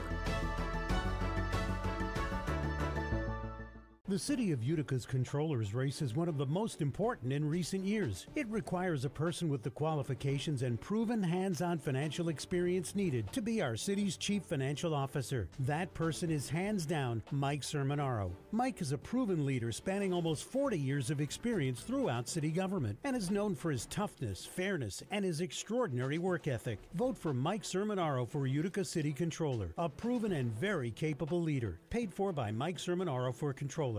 Hey, I want to tell you that this month is National Lead Poison Prevention Month. And last week was National Lead Poison Prevention Week. And you know, in our area, in Oneida County, the numbers are higher than really anywhere else in the state. So they're doing something about it. You can call 315-724-4197 or go to leadsafeutica.com. There is an abatement program up to $30,000 per unit available for lead hazard repairs, healthy homes grants for mold, moisture, and air quality, and energy improvements as well. This is for landlords and homeowners. Tenants must meet income limits, but landlords do not. Up to $30,000 per unit. They want to make a difference here. And lead is incredibly dangerous and terrible for children. If the house was built before 1978, it's almost certain there's lead throughout the property. Again, go to the website, leadsafeutica.com, or call 315-724-4197. Clear skies, 28 degrees. Good morning. I'm Jeff Manaski, WIBX 950 AM 92.3 FM. News time is 7:36. This news update is brought to you by the new destination Kia of Utica on Commercial Drive in Yorkville. Democratic California Governor Gavin Newsom is weighing his options for a 2028 run at the White House. In an interview with CBS, Newsom said this week that he would be lying if he said he wasn't thinking about a presidential bid. Israel has carried out an airstrike in the Gaza Strip despite the ceasefire. Israel's military says the strike in central Gaza on Saturday targeted a member of the Palestinian militant group who was planning an attack on Israeli troops. However, yesterday, Hamas released a statement saying the Israeli claim was a false allegation. The World Series headed to Los Angeles for Game 3. They are tied at 1 game apiece. The Dodgers host the Blue Jays in Game 3 tonight. The team split the first 2 in Toronto, with the Dodgers earning a 5-1 victory in Game 2 on Saturday. Treasury Secretary Scott Bessent says President Trump and Chinese President Xi Jinping will finalize the TikTok deal this week. Bessent made that statement during an appearance on CBS's Face the Nation. This comes after President Trump signed an executive order last month to approve a deal that allows a Chinese company to sell the social media platform to a group of American investors. And a penny shortage is being felt at the register. The Treasury Department halting penny production in May, and the U.S. Mint cranked out its last batch of pennies in August. Now a growing number of convenience stores and major chains say they are reporting issues with change. Pennies. It's in 20 years, probably not even 20, but the saying, kids will be like, what does that saying mean, a penny for your thoughts? Yeah. What does that mean? Well, they'd give you a penny for you to tell what you're thinking. And, I mean, obviously kids today are like, I ain't telling what I'm thinking for just a penny. You got to do at least a quarter. However, kids in 20 years won't even know what we're talking about. Well, and it just proves the point that your opinion is absolutely worthless. That's exactly They don't right. even make those That's anymore. right. Yeah, no value to that. Very true. Your forecast is brought to you by the Stanley Center for the Arts. After a dry start to this week, rain should move in late Wednesday night and stick around as we head towards the weekend, but clear to begin this Monday, and then some afternoon sun with a high of 53. Overnight clear as the low hovers close to 30. A sunny afternoon tomorrow with a high near 56, and sunshine Wednesday as the high again hits the mid-50s. I'm Jeff Marr at the Weather Channel on WIBX 950 AM and 92.3 FM. Clear and 28. If your car was parked outside last night overnight, expect frost on it when you get out there this morning. We have a big week of a lot of stuff going on. There are a lot of people in our neighborhood paving, so they got 3 good days. And it's also I don't know, what do you call it? The large garbage night. Like bulk? Bulk garbage, where you just, the stuff that's been around your property. And, So Right. what you have is one person's junk is another person's treasure. It is. And the vehicles going around picking up stuff. And I have to say that one thing, for instance, you see a chair. What do you automatically think if there's a chair out? It's been urinated on by a cat. Yeah. That's what I think. I guess so. That's always the fear. My concern is always it's broken. Why would you throw out a perfectly good chair? It's a good point. You'd be shocked at what some people do throw out, though, because they kind of think that they're not throwing it out. They're putting it out for someone else to take. They're upcycling it. There are so many people. There are so many people that are going around in their trucks and their what have you. The other thing is, I would want to say, just please be neat, right? If you're going through somebody's garbage pile and you're looking for scrap metal, don't throw stuff all over the place. If stuff ends up being all over, recreate that neat pile. It's a pile of trash. That's right. But it's an organized It's an pile organized of trash. pile. In fact, I know this was last year. A friend of ours opened the door and was like, "I don't mind you going through our stuff, but stop leaving a mess. Clean it up." And they did. Anyway, that's all going on. A couple of quick comments. Lance and Lee. Good morning. Must be you don't trust Jeff with the app comments. Can't you give him something better to do than an old legal pad, and which probably was laying around in a drawer for somewhere? Oh, the thing moved just as I was trying to read it. Anyway, that's all you have. So, yes, Lance, we're still working on that. I will have access to the app comments soon, maybe as soon as tomorrow. Second thing is, this was in my basement at home. I was jotting down yesterday. I wanted to be up to speed on all the Utica athletics programs and some of my thoughts from the weekend games. So I, right out of the basement, grabbed this there you go. legal pad. And then Mike in New Hartford. My father, Bob Thomas, was a softball umpire for 45 years in the city of Utica. Well, there you go. He was a good man, I would bet. I bet he was. Baseball is the game of life. Or, that sport. Baseball, softball. Even. Yeah. All right, Davey, we're doing Hobica's free money question of the day. And as you mandated earlier this morning, it is worth $130. Interesting. Nonetheless, got a good question here for you. And what are we looking for? Caller number 4. Fourth caller. Caller number 4. Number 4. 315-736-0186. Right now, the fourth caller. Great shot with a great question. We'll do it next on WIBX. Journey through a classic story of small wonders and big dreams. Not a second can we spare, 'cause it all comes down to Christmas. As one of America's favorite Yuletide movies comes to life. Ralphie, his family, and best pals. Live on stage. We triple dog dare you to miss the smash hit A Christmas Story, the musical. Live on stage November 11th and 12th at the Stanley Theater. Visit BroadwayUtica.org today to get your tickets. When it comes to the ones we love, their comfort and dignity matter most. That is why Hospice and Palliative Care is here for you. When you want your loved ones' wishes to be honored, when you want them to be comfortable, safe, and secure, and when you want them to be wherever they call home, Hospice and Palliative Care is the right choice. Our team of professional doctors, nurses, nurses, social workers, and bereavement counselors are dedicated to providing compassionate care every step of the way. At hospice, your loved one is not alone, and neither are you. We are just a phone call away, ready to support you through this journey. Choose Hospice and Palliative Care, serving Oneida, Herkimer, and Eastern Madison County for the comfort and dignity your loved ones deserve. For more information, visit our website, hospicecareinc.org, or call us today at 315-735-6484. Hospice and Palliative Care, Middle Settlement Road, New Hartford, serving Oneida, Herkimer, and Eastern Madison counties. When you need us most. This Halloween season, beware scary high prices.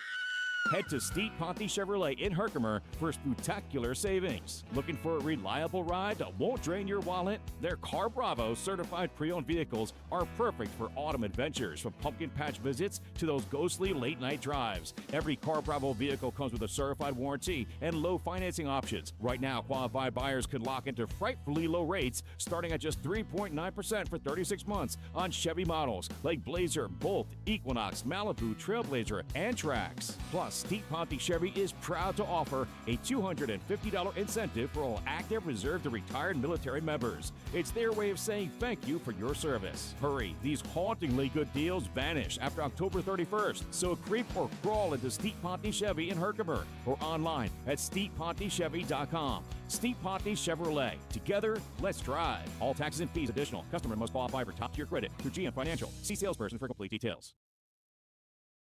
Celebrating 100 years. This is Keeler. WIBX 950 and 92.3 FM. Now back to the Keeler Show. Saw the Bruce Springsteen movie on Friday night. Oh, yeah? Do you know the is it MXC or whatever? I guess it's better visual, better sound in the Orchards movie theaters over there. I don't know. Anyway, they have newer leather seats in there that are heated. Oh, yeah? Yeah, you can turn it on, and all of a sudden your rear end is heating up. Pretty good. That puts me right to sleep, though. Although I did stay awake for it, I thought the movie was really good. I liked it. Not everybody feels that way. It's got some really good reviews, and then some that weren't all that great, but I liked it a lot. Do you recommend it? I would highly recommend it, especially if you're a Springsteen fan. I think you'll kind of like it. I do. Wayne also went to see it on Friday night. Wayne, what'd you think of the Springsteen movie? Threw tomatoes at the screen. 2 tomatoes at the screen. He threw them. He threw them, not to them. He didn't really see it. Oh, you threw them at the screen. Yeah. You didn't. Look, I'm pulling over so I don't end up with another ticket. I'm pulling over to the dog. Okay, good idea. No ticket for you. Okay, you're ready, Wayne. You know the contest. It's the free money question of the day from the Hobeika Law Firm. Every day we kind of do it with a new question. And the Hobeika Law Firm, for all of your legal needs, call them today at 315-724-1600. And are you ready to go, Wayne? I am ready. Okay, here is your question. 7 seconds to answer. Okay, making sure I've got everything ready. All right, here we go. The first American submarine was used in what war? Ready, go. The Civil War. Was the first No, not the Civil War. It had to be. What the hell? It's World War One. Well, you're changing your answer. They don't let you change answers around here. That's all right. You go with whatever one you want. Civil War. We have to go with Civil War. That was your answer when the buzzer went. I thought it was a good guess. I was thinking it was stupid afterwards. You know why? Because the Civil War went on here. Where would we use a submarine in the United States? Well, could have been. It would be beneficial. Could have been the Mississippi. I was there this summer. What's the bay? The bay around Chesapeake Bay. The Chesapeake Bay. Could have been the Hudson River, New York Harbor. I mean, a lot of different places where it could have been used. I'm going to say the Chesapeake Bay. Civil War. You're going to say Civil War. $130. For $130. $100 to Wayne and $30 to a bum on Burstone. It was not. It was not the Civil War. Oh, it wasn't? It was not World War I. The first American submarine militarily used, there was one of them called the Turtle, and it was used in the Revolutionary War in 1776. So here's the wild part. we were talking about the Civil War and the North and the South. And when I was at that wedding in Maryland this weekend, they were talking about how important the Chesapeake Bay was. Oh, you were away this weekend. No, this summer. Okay, Not this weekend. And they were talking about how important it was, and there was a lot of battles there, and it was the Revolutionary War, not the Civil War. I was thinking of the North versus the South, but it was an egg-shaped, hand-powered underwater device. It would accommodate one single man. Hand-powered? Hand-powered. Austin-powered. One single man. It was the first submarine capable of independent underwater operation and movement. However, the concept of submarines go well back into Egyptian times. So, Wow. But at least for America, the first one to be used was when we became a country, 1776. All right, we're going to give you the all. Davey, if you have any more of those, no, we don't. All right, we'll give you an all-in-one food and fun card. It's $25 gift card. Go to the Comets games. You guys don't have any more of them craft tickets left? Yeah, find. Not that I like it, but Angeline does. Find him 4 more craft tickets, Davey. We can find those. Davey, Hey, you know what? Can I tell you something real quick? quickly, because I got to go to Ryan. All right. Go ahead. 1 second, Ryan. When I did get the ticket for that cell phone thing, that ticket for them, I wasn't on the cell phone. They gave me a ticket. I went to that defensive driving class, and I had to pay a fine, right? I'll tell you what, everybody needs to go to that defensive driving class. You do learn a Not lot of only stuff. Because of the teacher there is the coolest guy. He was ex-military. Okay. He was the coolest guy, and I'll tell you what, you think twice about what you do because it literally chokes you up. They scare you straight if scared It straight. does, Yeah, but it I'll does. tell Yeah. you what, it's reality. Yeah. It's the reality It of is. it. You really don't think about it until you hear some stories about how families are ruined by stupid decisions you make. Yep, it's really true. All right, Wayne, thank you, man. Later, guys. All right, stand by. Don't go anywhere. Oh, he hung up. But he wins the all-in-one food and fun card on the line right now. Ryan Schmelz from Fox News Radio. Ryan, good morning. Good morning. Good morning. Did you know the first submarine used in U.S. military use was the Revolutionary War? No, I didn't see that coming. That was a plot twist. That was a plot. I love a good plot twist. I want to see what a submarine looks like too. I want to see what they constitute as a submarine, though. Yeah, well, like I said, it's egg-shaped, and only one person could fit in it. And hand-powered. Hand-powered, and oh, by the way, he didn't have claustrophobia. Otherwise, he never could have gotten into this freaking thing. So, yeah. Okay, listen, I'm beginning to get claustrophobia over this government shutdown. I see no end in sight. What are your thoughts? I think your thoughts are pretty accurate. Not a lot of people see any end in sight. It seems like this has kind of been dragging on with no solution in the meantime. So here we are. We're kind of just stuck in limbo. Yeah. There was a little talk over the weekend, a little bit, over the possibility of maybe some possible negotiation. I mean, did you get any wind of that?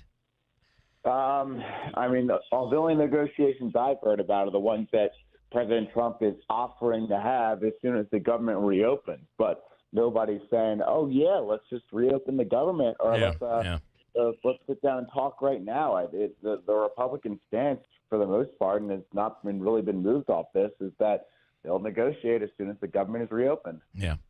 And then when it comes time to who gets blamed, you're seeing blame on both sides, but it is the polling is showing that Trump is taking a little more blame than one would expect. But again, this isn't over yet, and a lot of things are going to be. I fear that if there's an accident at a U.S. airport and they blame it on air traffic control, that's when you're going to see some real negative opinions come out. Yeah, and you're already starting to see Secretary Duffy warn of, I can't guarantee you your flight's going to be delayed. I can't guarantee you your flight's going to be canceled. We're at that real moment with that where, people are worried that these things are going to start to happen. And, I mean, they probably already happen in most cases, but in terms of a full-on shutdown that's showing a massive nationwide issue, maybe not to that extent just yet, but it is happening. Yeah. All right. Well, it's going to be very interesting. Both sides are trying to lay out their give it the little nicknames and the titles And, it's Schumer's shutdown. That one's rings pretty well. Of course, Trump came up with that. But I just don't, there seems to be no end in sight and really no inspiration for either side, because in most cases, both sides their base is okay with what they're doing. And as long as that holds true, I find there's not a lot of inspiration to make change. Yep, that's a pretty accurate statement. Both sides feel like they're, or at least both sides are accusing the other one of catering to their base, and that's been kind of a talking point Republicans have used ever since the shutdown began. Yeah. I feel like we're talking about a story that has no new information. We're saying the same thing we said on Friday, the same thing we said on Tuesday. Let's talk about football. You had a good win over the sorry, I'm always looking for an excuse. 30-16, the final, the Ravens over the Bears. That was a goodie. Yeah, I mean, it looks like a very complete team for the first time, probably all season. I mean, I feel bad for Cooper Rush because everyone's going to be like, wow, look how much better Tyler Huntley played. And it's like, well, okay, well, Tyler Huntley had the entire roster back when Cooper Rush was dealing with, injuries at every key position. But at the same time, still looks like a lot better than what we've been looking at. And, it's a start, but 2-5, is that too much of a hole to climb out of? I don't know. Let's see. I don't know. I heard a lot of talk over the weekend saying do not count them out. If they win this weekend, which they did, there's still a path moving forward. There is a path. I do think there is a path, especially when the Steelers do look vulnerable. Might be a little too much of a hole to climb to get back to them, but it feels like the AFC's wide. I mean, it feels like the whole league, honestly, is wide open. So that's at least one thing that there is going for them.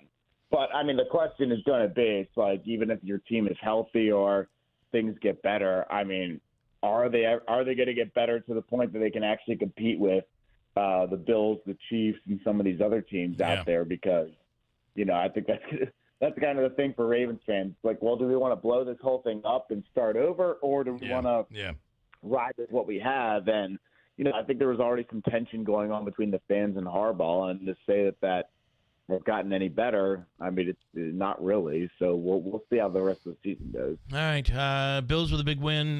Giants, oh boy. But at least though the Giants, I feel like the Giants have a hope for the future. There's been a change. You got a quarterback you don't have to worry about anymore, it seems. There's promise for the future. So. Yeah, I mean, the Giants right now, it's figuring out whether or not Brian Dable is going to be the guy next year or not. Yeah, that's a good question. And the GM too. Besides that, I think they've got their quarterback though. Yeah.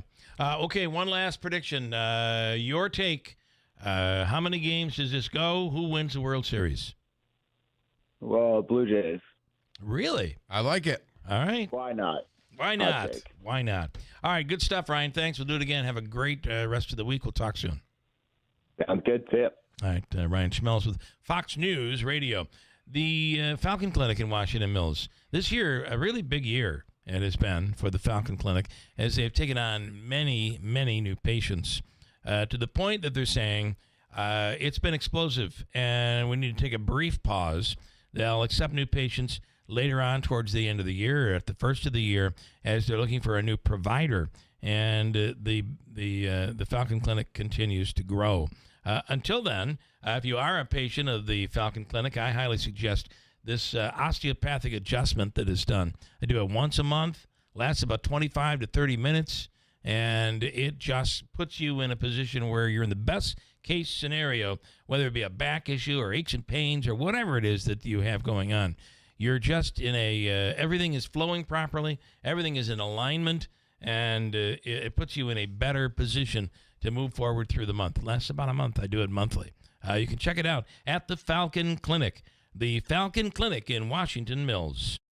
We are here with Tom Giglio from Script Stop Pharmacy, Oriskany Boulevard in Whitesboro, our industry ace. What sets you apart from other pharmacies? Script Stop Pharmacy, 131 Oriskany Boulevard in Whitesboro, New York. We're changing the game. We're a locally owned pharmacy, and we'll treat you like family. With fast, friendly service, no-wait immunizations, and automatic refills, we ensure that you never miss a dose. Pick up the phone and give us a call at 315-790-5300, and you won't have to sit on hold with an automated answering system. You'll be able to actually reach out to a person. You won't have to wait in a long line only to find out that your prescription isn't ready or is not in stock. We offer a wide range of services, including text message alerts when your prescriptions are ready. We have an app that you can manage your medications in, and we offer free delivery across all of Oneida County. And with 75 years of combined pharmacist experience, we're here to serve you quickly, reliably, and with a smile. Need a script? Make the stop, or just call Script Stop. Hi, Billy Mays here with the brand new Keeler Kill Switch. When that morning show starts yapping about something you can't stand, don't reach for the dial. Just press this big red button and BAM! This is Keeler. WIBX 950 and 92.3 FM. Now back to the Keeler Show. Here's a trivia question. What did Billy Mays sell? It's the rubber boat thing. Wasn't it the tape? Wasn't it like the spray, the Flex Spray? Flex Spray, yeah. I think he sold a lot of items, though. Right. I don't think it was just one. June Lockhart has died at the age of 100. Did you know that? I knew who she was. She starred in Lassie. She starred in Lassie. She did 200 episodes of Lassie. And she was Maureen Robinson, the mother on Lost in Space, if you remember a little audio. From the Stanley Theater Studio, WIBX Utica, Rome. W295EI. WIBX 950 and 92.3 FM. Celebrating 100 years. I was going to play audio, but now I don't know that I can. I don't know why I hit that, Davey. I know you're shaking your head, Davey. I know you're shaking your head. I'm not shaking my head. I'll play audio coming up in a second, so stand by. I think we're all screwed up now. Anyway, June Lockhart dead at 100. News is next. President Trump is in Japan. I'm Chris Foster of Fox News. It's the latest stop on his Asia trip, landing in Tokyo after a flight from Malaysia. 18,000 police officers have been activated, and they are fanned out across Tokyo to protect President Trump and his delegation while they move around Japan. He has already been greeted by the Japanese emperor. Tomorrow, the president is going to have his first ever meeting with the new Japanese Prime Minister, Sanae Takaichi. She is a former TV host who likes to play the drums, who President Trump already likes because she was very close politically to his friend, the late Shinzo Abe. There are reports here that she plans to gift President Trump one of Shinzo Abe's golf clubs and also a gold-leafed golf ball. Fox's Peter Ducey in Tokyo. President Trump says bad fuel is believed to be the reason a Navy fighter jet and a helicopter both crashed into the South China Sea about a half hour apart after taking off from the USS Nimitz aircraft carrier. All crew members are reported to be safe and in stable condition. Day 27 of a federal government shutdown, and there's no indication anyone's giving in on spending demands. Last week, the Senate again failed to advance a GOP bill to pay many government workers during this shutdown. The Senate is due back in session this afternoon, and last week before they had adjourned, Wisconsin Republican Senator Ron Johnson said they would be working on another bill to get some employees paid. That doesn't mean the discussions won't continue. So I talked to both Senator Van Hollen and Senator Peters. We'll get our staffs working on this and see if we can iron out differences, and maybe we can come to an agreement next week. While the House is on a district work period, there are Senate hearings scheduled this week, including to consider nominations of trade, USDA, and Social Security officials, as well as the nomination of Vice Admiral Richard Correll to be the commander of U.S. Strategic Command. Jessica Rosenthal, Fox News. Hurricane Melissa is a Category 5 storm now. It would be the first on record to make landfall in Jamaica if it stays that intense. America's listening to Fox News. Feel that chill in the air? Now's the perfect time to layer up. The outerwear shop is now open at Untuckit with sharp new jackets and vests made for this season and beyond. You'll find all the right layers to keep you warm and looking sharp, including cozy sweaters, sweatshirts, and more. But hurry, fall weather won't wait, and neither should you. So don't miss the outerwear shop, open now at untuckit.com in more than 80 stores worldwide. Untuckit, shirts designed to be worn, untucked. This month, Pure Talk is supporting Canines for Warriors, a terrific organization that trains rescue dogs and then pairs them up with combat vets struggling with PTSD. This is why I switched to Pure Talk. Sure, I like the unlimited talk, text, and plenty of 5G data for just $25 a month, and you will too. But you will love being in business with a company that shares your values. Dial pound 250, say Mike Rowe, and switch to an American wireless company that actually stands for something. Pure Talk. British political commentator Sami Hamdi is in the custody of U.S. immigration enforcement, detained at the airport in San Francisco. He's here on a speaking tour. Homeland Security spokesperson Trish McLaughlin posts on social media, under President Trump, those who support terrorism and undermine American national security will not be allowed to work or visit this country. Hamdi denies accusations he supports terrorism. The Council on American Islamic Relations calls his detention retaliation for criticism of Israel and a blatant affront to free speech. California Governor Gavin Newsom says he'll make a decision about whether to run for president after the midterm elections. Asked on CBS Sunday Morning if it'd be fair to say he was thinking seriously about it, he responded, "I'd be lying otherwise." Amsterdam's 750 birthday party is coming to an end.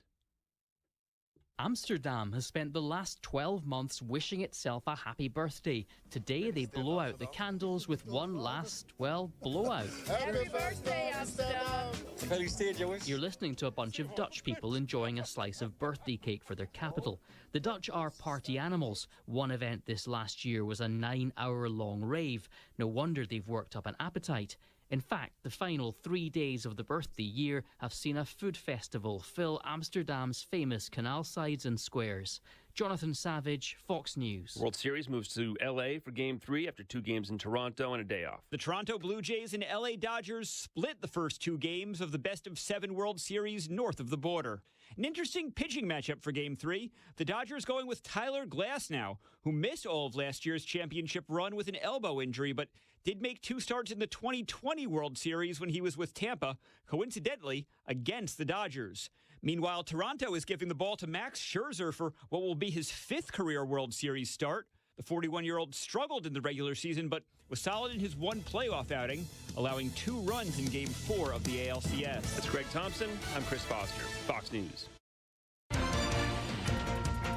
We have clear skies, 30 degrees. Good morning. I'm Jeff Manaski, WIBX 950 AM 92.3 FM news time is 8:05. This news update is brought to you by John's Mobile Home Parts and Accessories in Oriskany Falls. For all of your mobile home needs, it's worth the trip. Visit johnsmobilehomeparts.com for more information. Reports that the New York State Supreme Court, the Appellate Division, ordering a hearing on Gordon Maurer Jr.'s motion to vacate his murder conviction. Woody Maurer claims his guilty plea was influenced by ineffective counsel and a $10,000 payment from his cousin to renounce his claims to his parents' estates. The court found sufficient grounds to warrant a hearing on Maurer's claims of ineffective assistance of counsel and coercion. The appeal to vacate his conviction was initially denied by the county court of Otsego County without a hearing. Maurer, of course, was convicted of first-degree murder back in 1996 for killing his parents and is currently serving a sentence of life without the possibility of parole. Utica police making an arrest in connection with a vehicle that was covered in condiments. Police say the incident happened back in August on Genesee Street in Utica. Their continuing investigation has led them to charge 21-year-old Chloe Stacy of Whitesboro with criminal mischief in the 2nd degree. Police say the vandalized vehicle was covered in ketchup, mustard, mayonnaise, and eggs, and scratched up quite a bit as well, totaling over $7,000 in damages during that incident. Local gas prices continue to trickle downward. According to AAA, the average cost for a gallon of regular fuel here in central New York is at $3.05. That's down 2 cents over the past week and 8 cents over the past month. The statewide average is at $3.11. Nationally, it is $3.05. Halloween just a couple of days away, and police across New York State will be making sure that folks get to their celebrations safely. Law enforcement will be keeping an extra eye out for dangerous activity on the roads through Friday. During last year's Halloween week campaign, over 46,000 citations were issued by New York State Police. WIBX 950 AM 92.3 FM news time is 8:08. Your forecast is brought to you by the new destination Kia of Utica on Commercial Drive in Yorkville. After a dry start to this week, rain should move in late Wednesday night and stick around as we head towards the weekend, but clear to begin this Monday, and then some afternoon sun with a high of 53. Overnight clear as the low hovers close to 30. A sunny afternoon tomorrow with a high near 56, and sunshine Wednesday as the high again hits the mid-50s. I'm Jeff Marr at the Weather Channel on WIBX 950 AM and 92.3 FM. Right now, clear and 30 at 8:08. All right, from the IBEW 43 local sports desk, the Giants fell back down to earth yesterday. They lost to the Eagles in Philadelphia 38-20, and the reality check got more real than that. They're dealing with a big injury to rookie running back Cam Scatterbo. He was carted off the field with a dislocated right ankle in the game yesterday. He will miss the rest of the season. The Giants now 2-6. They'll host the 49ers next weekend. The Jets finally get their first win of the season, now 1-7 after a back-and-forth come-from-behind win over the Bengals in Cincinnati. 39-38 your final. In the most Jets way, they picked up their first victory. They earned the win by starting quarterback, why can't I think of his name right now? Justin Fields, someone who they didn't want to start coming into this week, of course, but Tyrod Taylor injured his knee in practice. Again, the Jets now 1-7. The Bills bounce back, a nice win against the Carolina Panthers. 40-9 was your final, and the Bills will need to stay hot as up next they'll take on the Kansas City Chiefs next Sunday afternoon. I think you'll see a completely different offensive strategy next week against the Chiefs. Davey, I know it was a big running game. I agree for Buffalo, but they need a receiver. They do have receiver issues. There's no doubt about it. Syracuse this weekend was crushed by Georgia Tech. We'll leave that there. They played It's over. They played a hoodie this Friday night, Jeff. Oh, UNC? Yes. See, this is the thing. They have a tough schedule. Syracuse. It's going to be kind of ugly. Yeah, they still have Notre Dame and Florida, and they still have Notre Dame and Miami left on their still to go. Utica Pioneer football now 5-2. A nice 51-28 win over Alfred this weekend. Up next, the Pioneers take on St. John Fisher. That game next Saturday at Gaetano Stadium. Utica men's hockey, an exhibition loss to Skidmore on Friday night. The Pioneers begin their regular season on Friday night when they take on Adrian. As a matter of fact, they'll play Adrian Friday and Saturday. The Utica Comets, 2 more losses over the weekend. They're still winless on the season. Now 0-5-1. The Comets will be on the road Halloween night in Syracuse. They'll be home on Saturday, hosting Wilkes-Barre Scranton at the Adirondack Bank Center. Game 3 of the World Series coming up tonight from Los Angeles. Dodgers and Blue Jays tied at 1 game apiece. Davey. So Colgate got to congratulate them down on their victory. They were down in the fourth quarter. They scored 19 unanswered points and ended up beating Holy Cross 29-28 on Saturday. Wow. That's great. One more. Utica, North Utica, 12U football defeated New Hartford, Pop Warner. Okay. So I guess they're headed to the States, and those are the only scores I had on the Pop Warner. So if your child was involved in that, pass it along, and we will report it. A couple things on streaming and all that. We saw the Springsteen movie on Friday. I liked it a lot. Does he do most of the singing himself, or? I think it's a mixture. And I almost feel like you remember the movie about Queen? What's his name? The lead singer in Queen.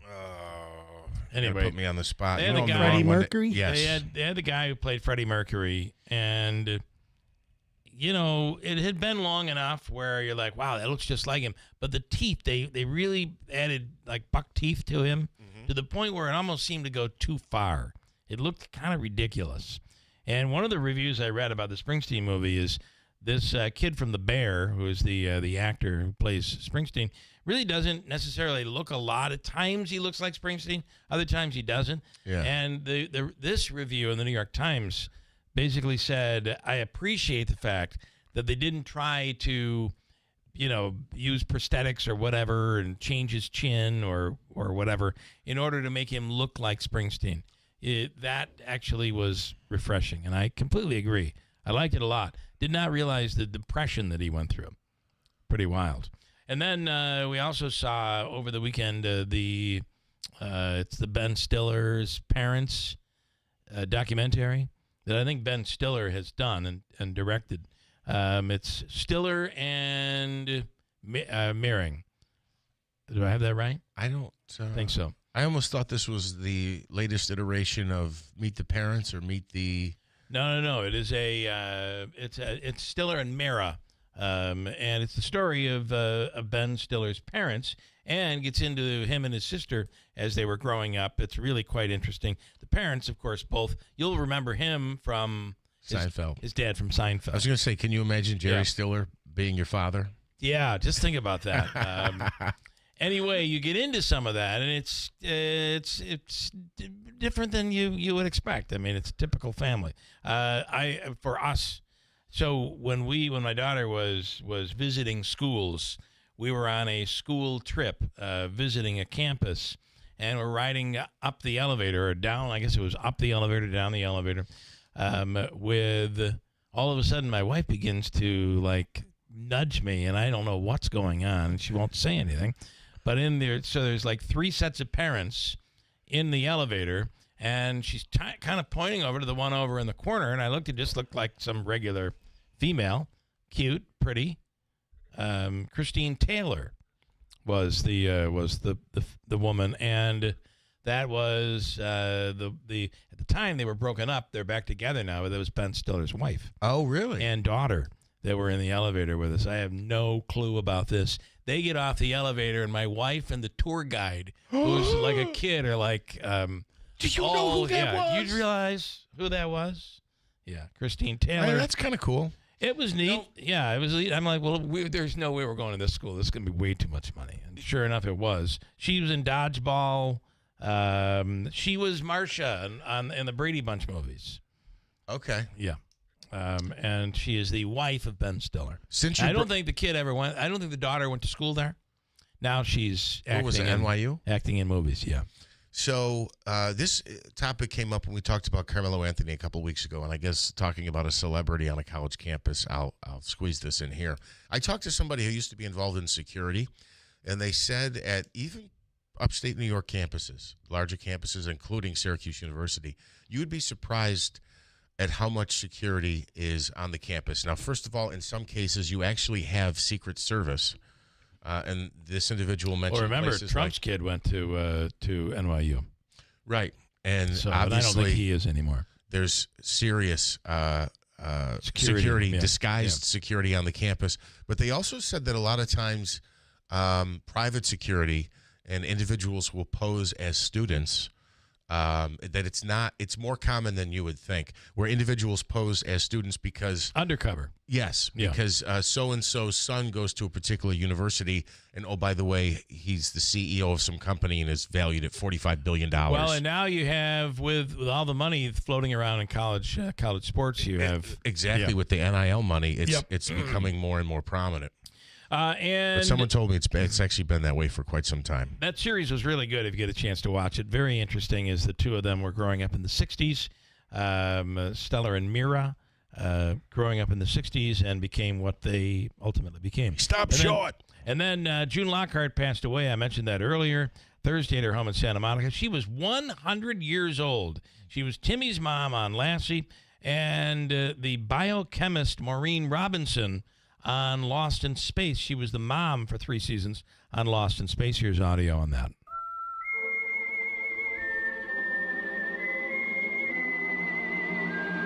Are we really just going to play the theme?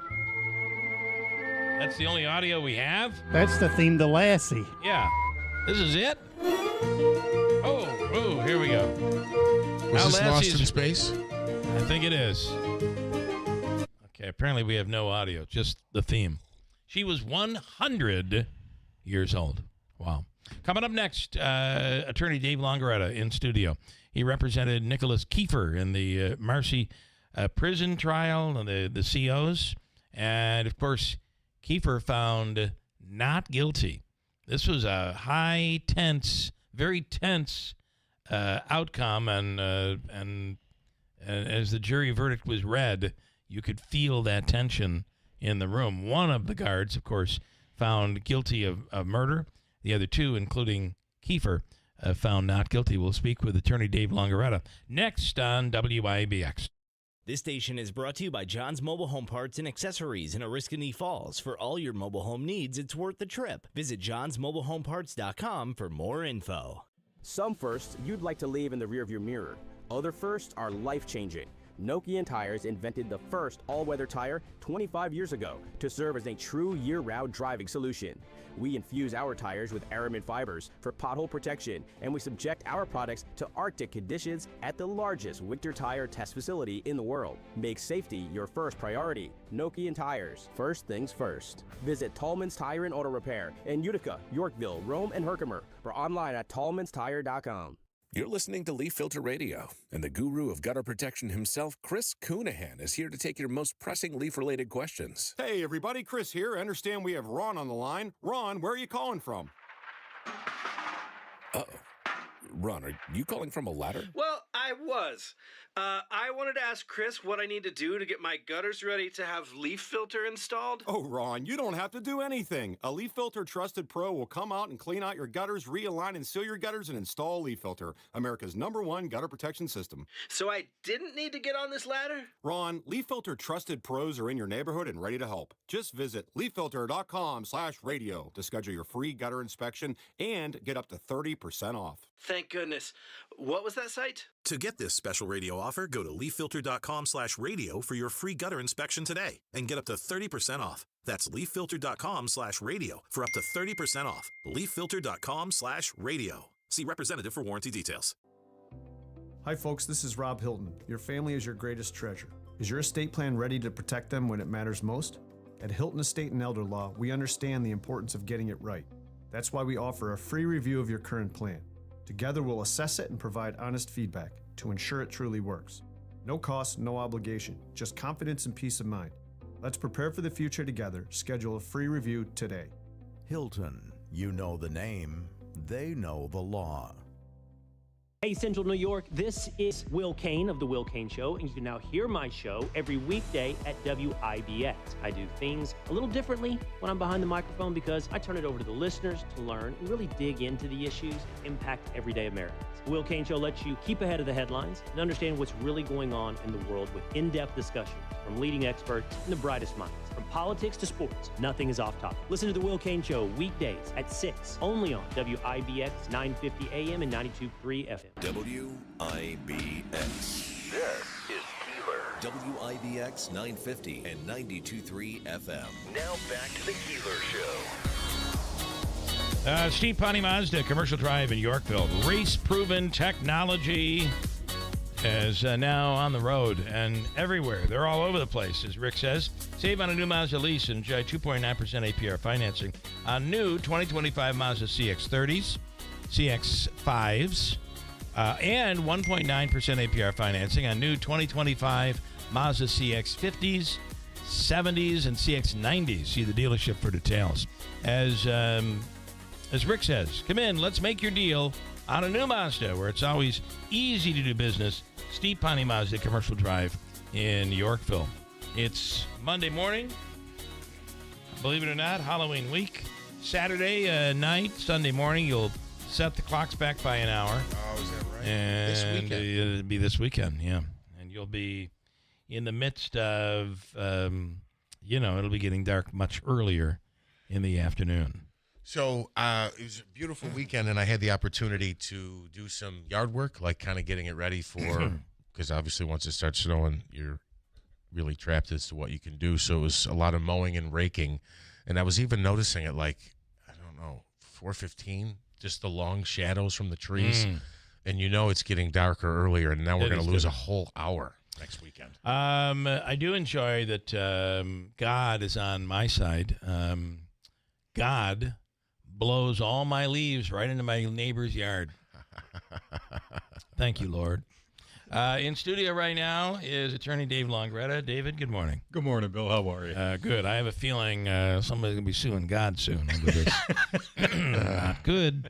All right. So I want to ask you, of course, Dave Longretta was one of the three attorneys who were representing COs in that trial that went on for about 2 weeks. The verdict came at the beginning of last week. Yours was David Keefer, found not guilty on all counts. And Nicholas Keefer. Nicholas Keefer. What did I say? David Keefer. David, sorry. That's okay. Nicholas Keefer. And my question for you is, what was it like waiting for that verdict to be read?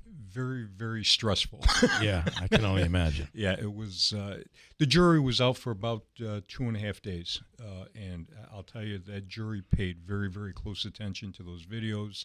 They really did their job, and I can't thank them enough for taking the time and paying the attention to those videos, because that's really what I believe vindicated my client, as well as Mr. Gallagher. I think he was vindicated as well. Unfortunately, Mr. Kingsley didn't have the video to support his position, but his attorneys did an unbelievable job. And even the video that it kind of showed him to be one of the leaders in what went on. Mr. Kingsley, yes, absolutely, without question. Unfortunately, Mr. Kingsley, as Mr. Brooks was being escorted into the infirmary, Mr. Kingsley walked up from behind him. There was 2 COs, one on each arm of Mr. Brooks, and he picked up his legs and they carried him in. And it just wasn't good optics at all for anybody that watched that video. It was actually shocking to see. That was my first question. My second question is, what was it like when Nicholas Keefer said to you, I want to go to trial and not plead guilty?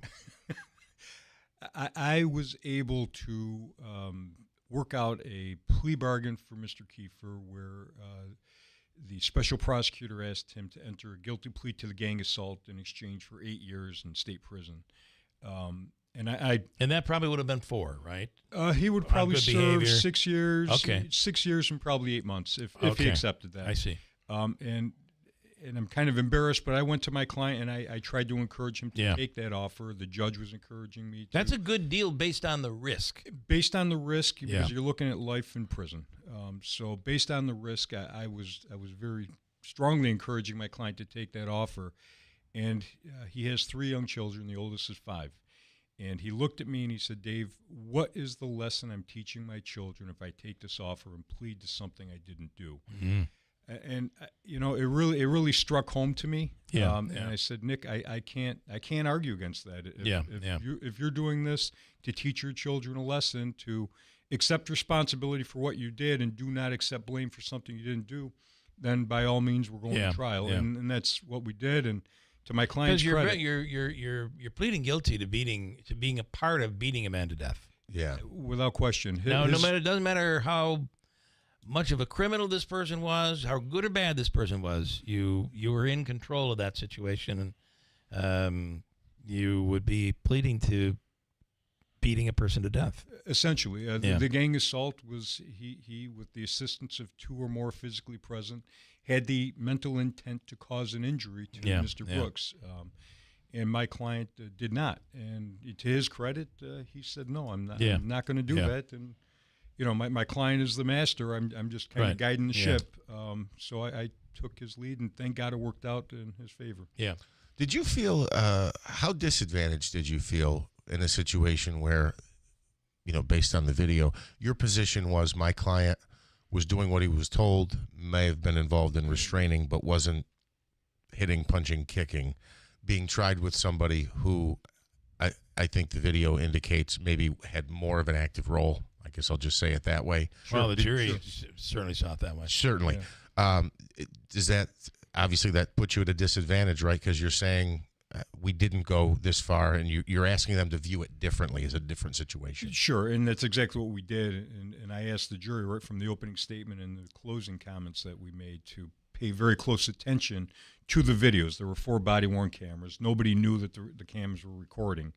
Everybody knows that now, but they didn't know at the time. And I really believe the videos kind of vindicated my client.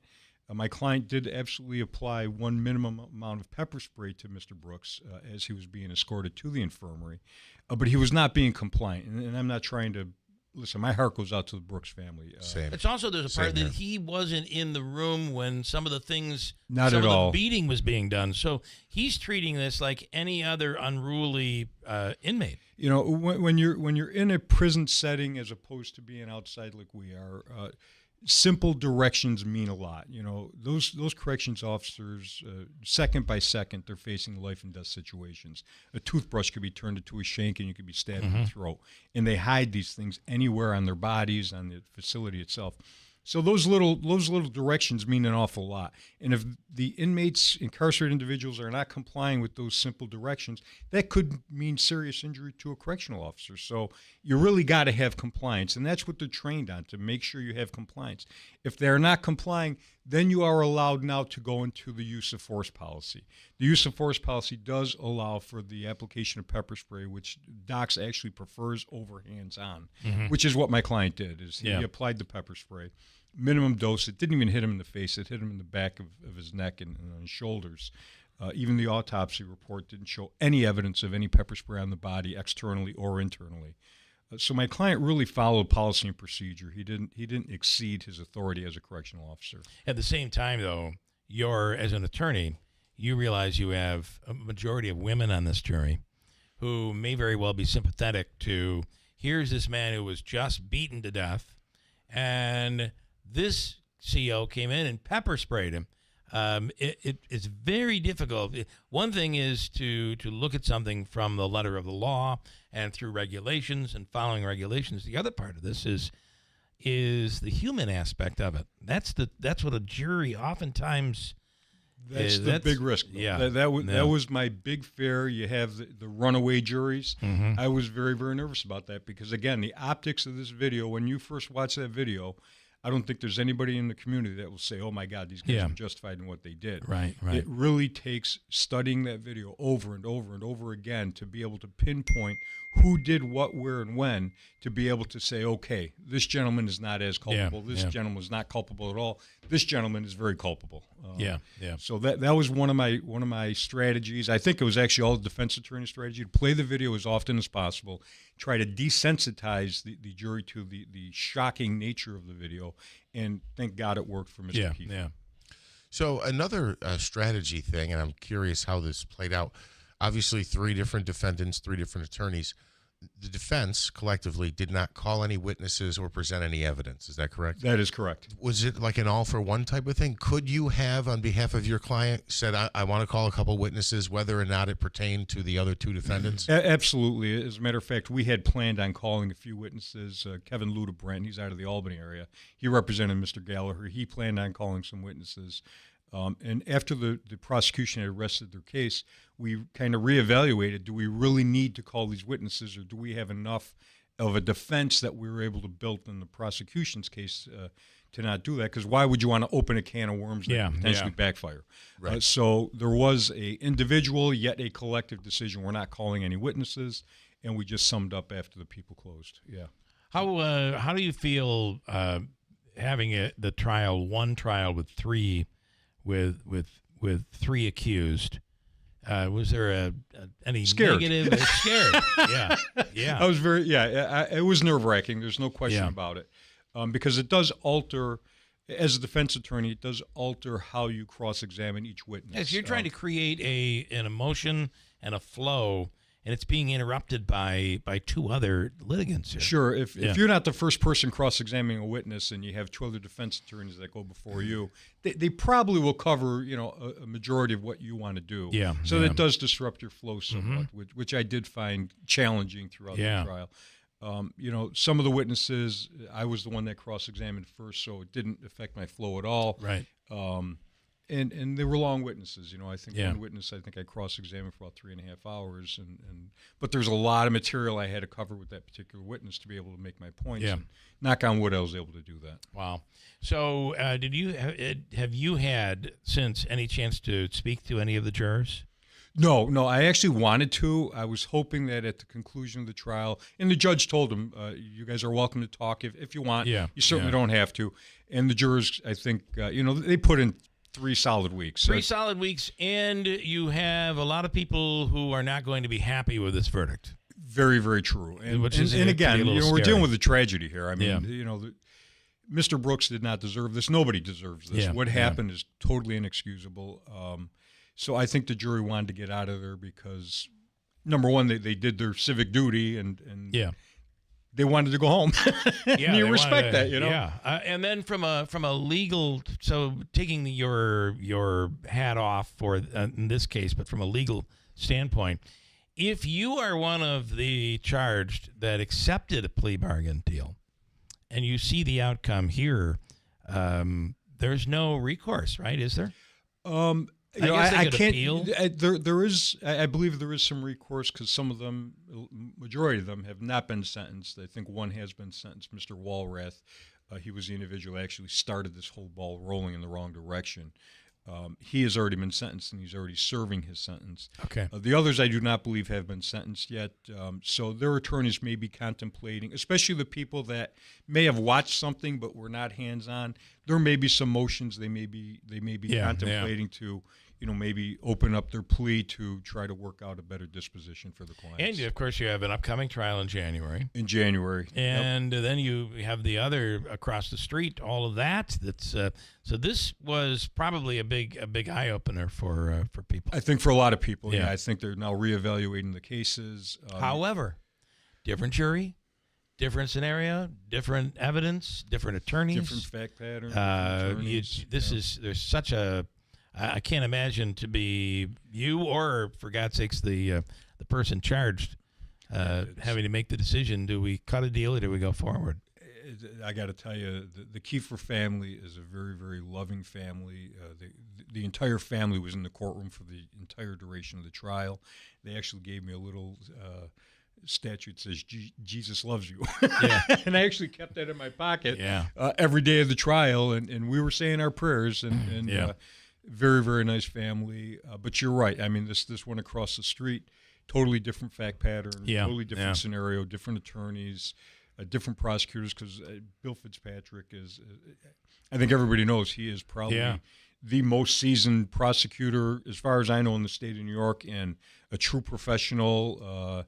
Just a pleasure to try a case with, but I got to tell you, nerve-wracking to try a case with Mr. Fitzpatrick, because he is that good, and his whole team was just outstanding.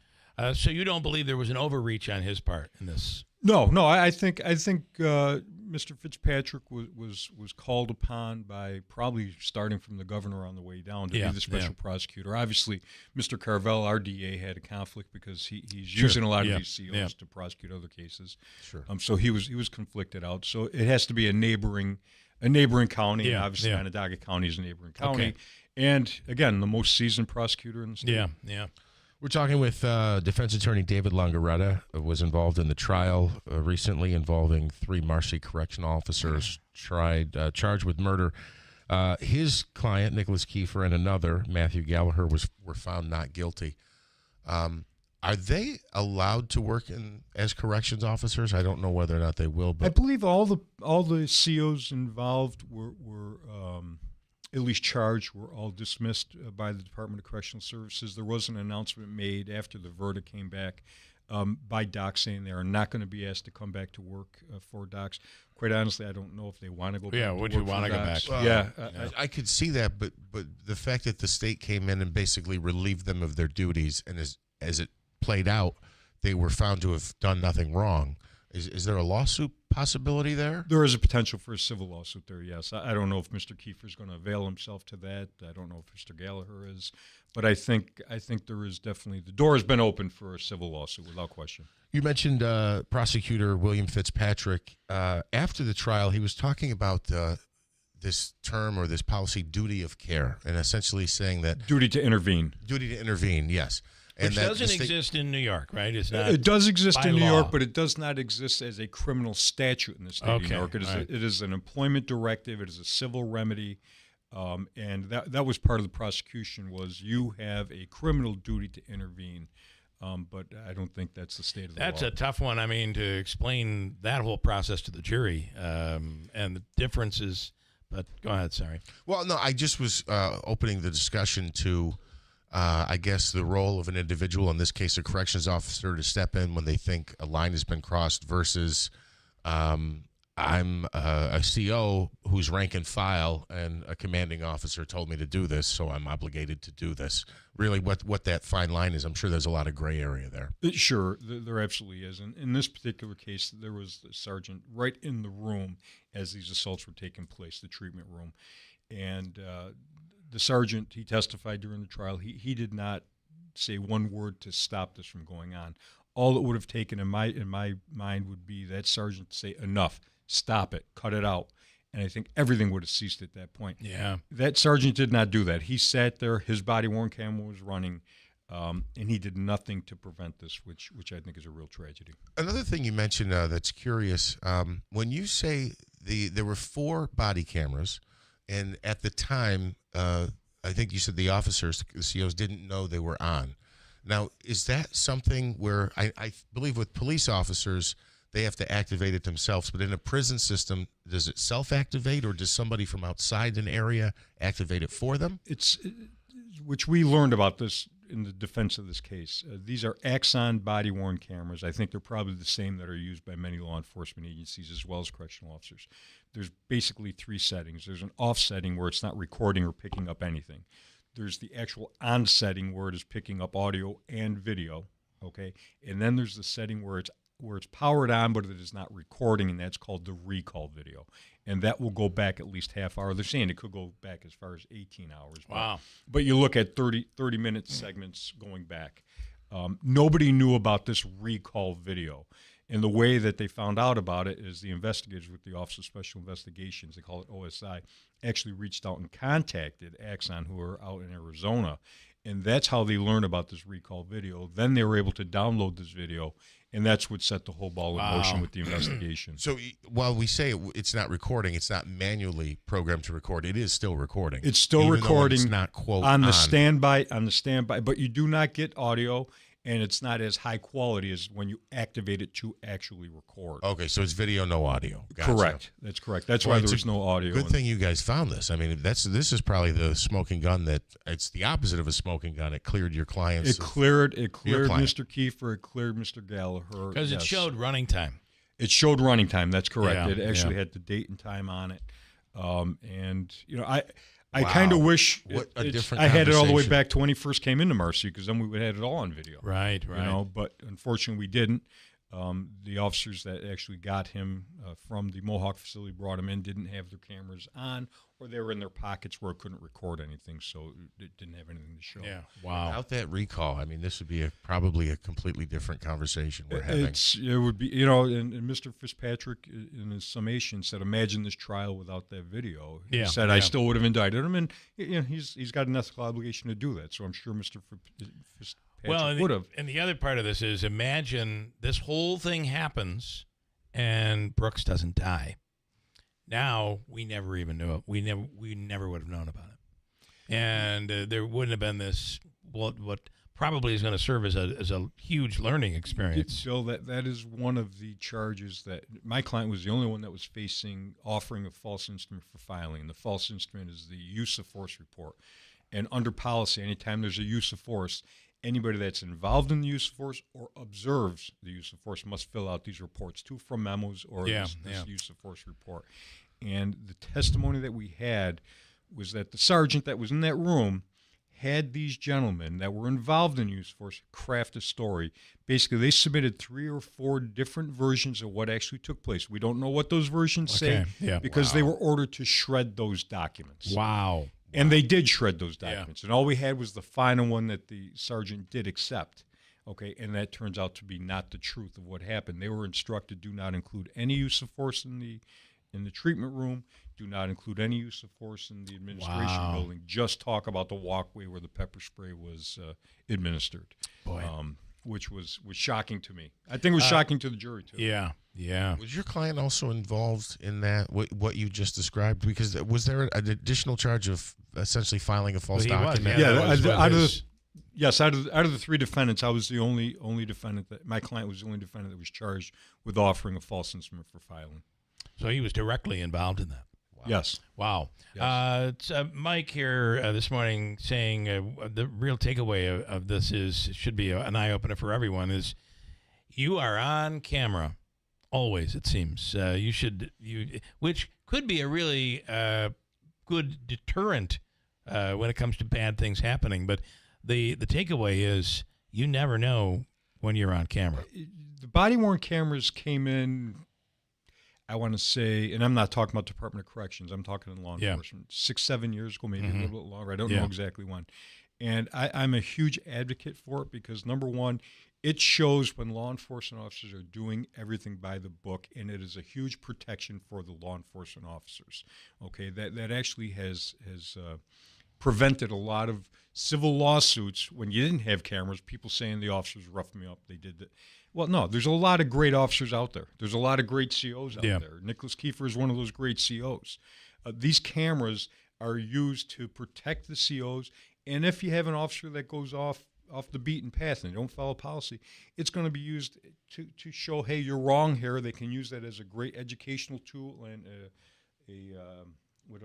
instructional tool to say you don't do that in the future. Yeah. Okay, yes, it does open them up to civil liability, but I think it's a win-win situation all the way around. Well, without it, because remember, the picture was painted that you had the people who were, quote unquote, you saw doing the beating, and everyone that was allowed included in charges was associated with that. Absolutely. And without the video, you never would have been able to. My last question for you, and by the way, this is Dave Longretta, who represented Nicholas Keefer and went through those fast heartbeats of the first murder, not guilty. And you had to be at that point saying, okay, well, they're going to go with manslaughter.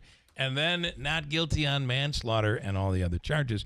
But how did you, and let's just look at this from more of an outside looking in. There's a lot of things that went wrong here and a lot of things that have gone wrong in society, it seems, today. And after this came down, you have the jury who put all of this time into this. You have the governor coming out and saying that verdict disappoints me. I felt like that was a very irresponsible statement to make. I wasn't happy with that statement at all. That told me that she, number one, did not follow this trial. Right. And granted, the only things that were public were the opening and closing and the jury verdict. So I can understand that.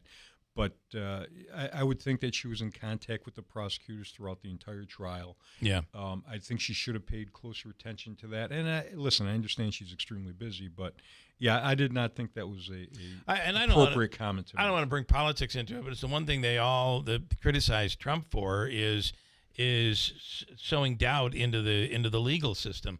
That statement was just as bad as anything they've claimed Trump has done. I totally agree. Right? I totally agree. I think it was irresponsible. Well, listen, what a sigh of relief you must have had.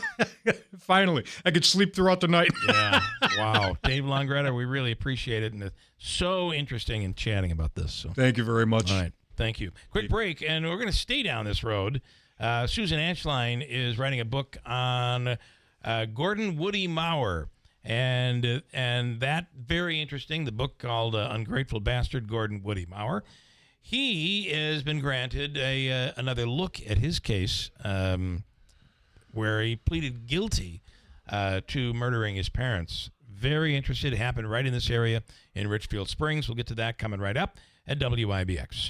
If you have an IRA or 401k, then this message is definitely one you need to hear. The price of 1 troy ounce of silver has more than doubled in the past 24 months, and silver is poised for huge gains in the near term. That's why when you call Advantage Gold at 800-741-GOLD, you'll be positioned for the next wave of dramatic growth in precious metals. The devaluation of the U.S. dollar and the volatility of the stock market all play a part in why silver continues to be a safe haven location for your assets, and why precious metals continue to dominate in an uncertain financial climate. Learn more when you call 800-741-GOLD. We'll send you a free precious metals guide, plus a copy of former IMF Chairman Ken Rogoff's book, Our Dollar, Your Problem. The time is now for you to consider silver to protect your retirement. Call Advantage Gold at 800-741-4653 right now. Consult your financial advisor before investing. Call 800-741-GOLD. The City of Utica's Controller's Race is one of the most important in recent years. It requires a person with the qualifications and proven hands-on financial experience needed to be our city's chief financial officer. That person is hands down Mike Sermonaro.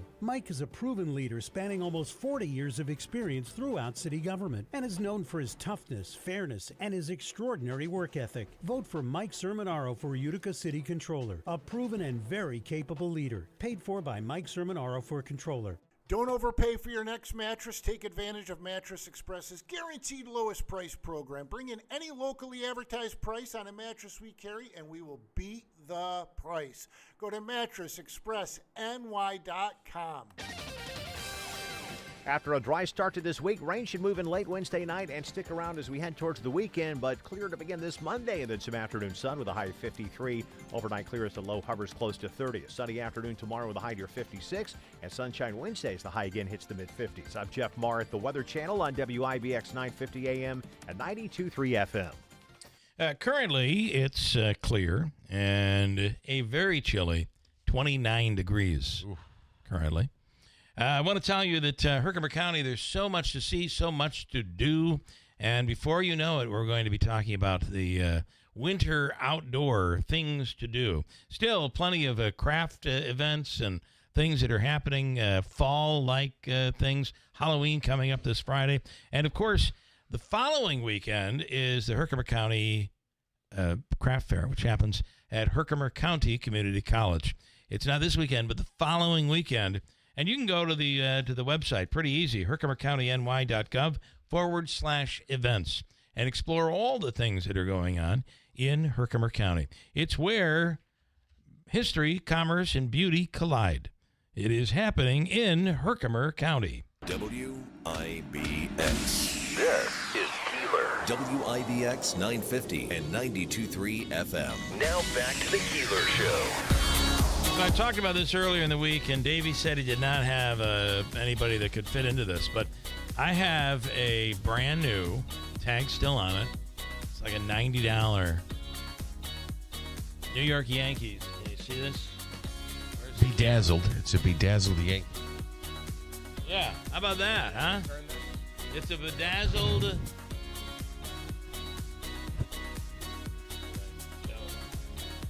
at that beauty.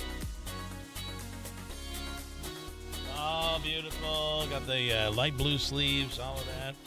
It is a beauty. It's got the silver little glitter on the side. It would work perfectly, Davey, for somebody who is a petite female or even a young girl. If there's anybody that would like this, we can't use it. But it's, it's Major League Baseball, New York Yankees. It's considered a medium, but it's really quite small. $99. Davey, take the first caller, whoever would like it. I'll put it right back in the bag. Wow. Somebody can have it. How about that? Wow. I was good, but I don't have any young. It's got to be a female. I don't think you'd want to. With the bedazzling, you probably wouldn't want to. Yeah. Who knows? To each his own. Yeah. Listen, how dedicated of a Yankees fan are you? How did you come across that? I mean, why is it in your possession? It was a gift to us. Oh, okay. That we can't use. Thought you were a Mets. Well, number one, I'm a Mets fan. Yeah. So, I will say that my daughter has a very close friend who is a Yankees fan and trying to convert her, and it would fit my daughter. It ain't going to her. She'll never even know about it. On the line right now, Susan Ashline. She's written several books, true crime author, and this latest hits home here. Again, ungrateful bastard Gordon Woody Maurer has now been awarded another look at his trial, and he pleaded guilty to killing his parents. The appellate division in New York State has decided to review the case. Susan Ashline on the line right now. Susan, good morning. Good morning. So what do we know about this? And it's now the news has hit the news that, the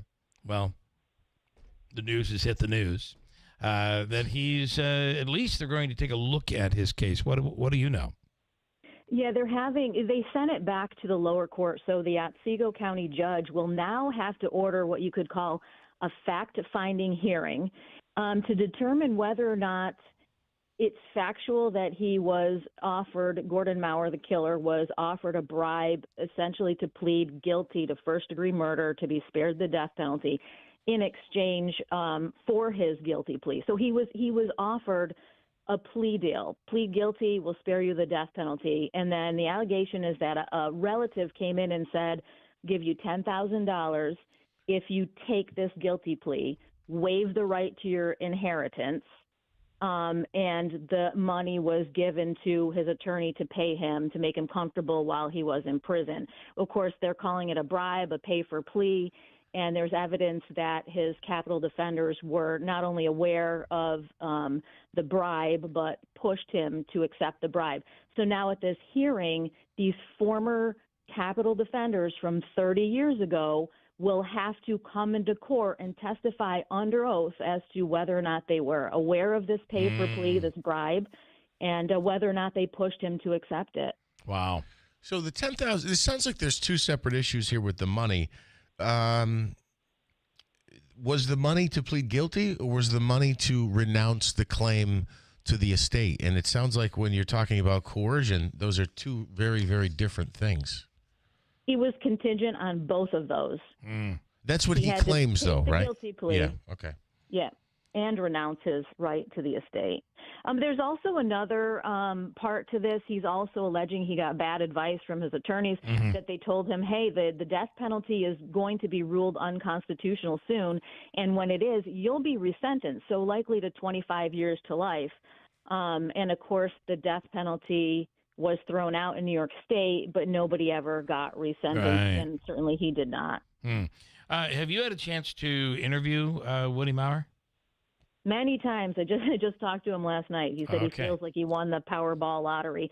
It really is unheard of. This is unheard of, and it's a case precedent. This has never come up in New York State in any courts, this pay-for-plea type situation. Yeah.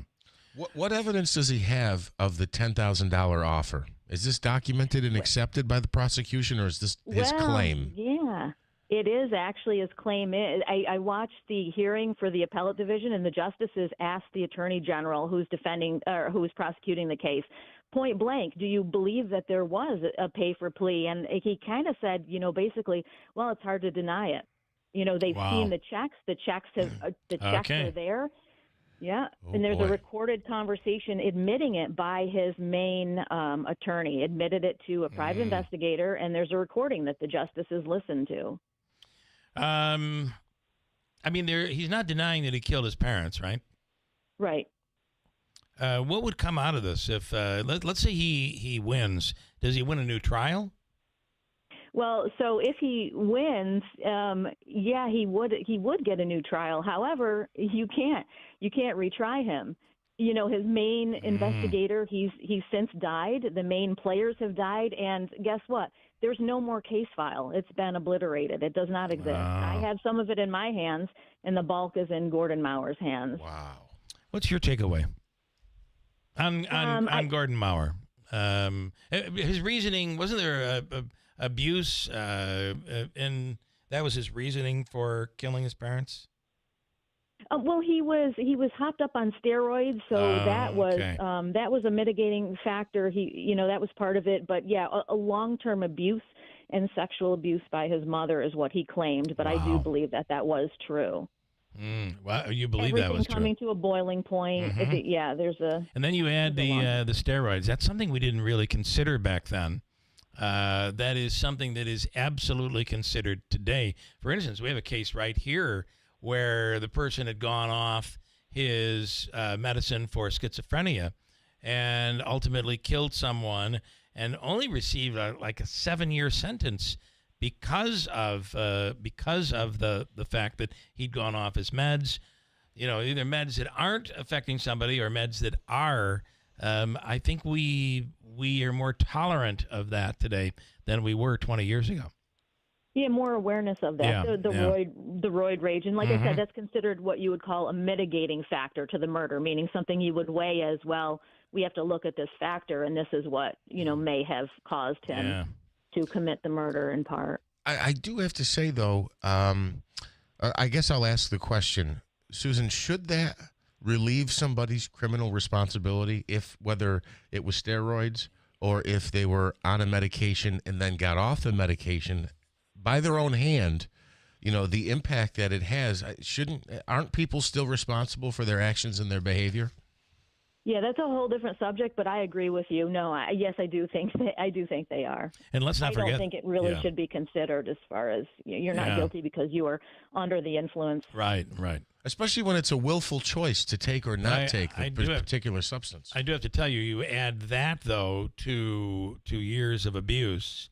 I mean, just the steroid crimes that have occurred in the wrestling world, the professional wrestling world. There's a lot of evidence in the last 20 years and a lot of research that's been done on that. It will be very interesting. And also, let's not forget the fact that he spent how many years in prison already? 30 years. 30 years. Wow. This is going to be very interesting. Okay, and I know I'm going to go over my mark here by 1 minute. If you could, Susan, the book that you're working on, can you give us just a quick summary? Yeah, the subtitle is The Shocking Journey of a Killer and Escape Artist. So it really doesn't get into the nuts and the bolts of the legalese. It really talks about his entire past growing up, how that went, and his near prison escape from Auburn in a coffin, which made worldwide news. Wow. Yeah, wow. How is this not a movie? It's going to be, I would imagine. It may be. The book isn't out yet, so once it's released, it very well may be. Maybe they'll use your book to create the movie. That would be something. That's how it goes, yeah. All right, Susan, let's do this again soon. Thank you for your insight. Thank you. All right. Have a great day. Susan Ashline. She's written on the Word of Life. She has a book out right now. Just search for her. A lot Susan of local stuff. Ashline. All right, we got to go, and we'll be back here tomorrow morning. Hold tight. We have news coming up, and then Kilmeade is next on WIBX. It's Cybersecurity Awareness Month. LifeLock is here with tips to help protect your identity. Use strong passwords, set up multi-factor authentication, report scams, and update your software. And for comprehensive identity protection, LifeLock is your best choice. LifeLock alerts you to suspicious uses of your personal information and fixes identity theft, guaranteed, or your money back. Start your protection today with a 30-day free trial at LifeLock.com. Use promo code NEWS. Terms apply. Some firsts you'd like to leave in the rearview mirror. Other firsts are life-changing. Nokian Tires invented the first all-weather tire 25 years ago to serve as a true year-round driving solution. We infuse our tires with aramid fibers for pothole protection, and we subject our products to Arctic conditions at the largest winter tire test facility in the world. Make safety your first priority. Nokian Tires. First things first. Visit Tallman's Tire and Auto Repair in Utica, Yorkville, Rome, and Herkimer. From the Stanley Theater Studio, WIBX Utica, Rome.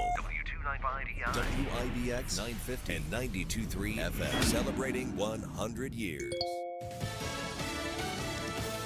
Konnichiwa, Mr. President. I'm Chris Foster. Fox News. President Trump is in Tokyo, Japan, the second stop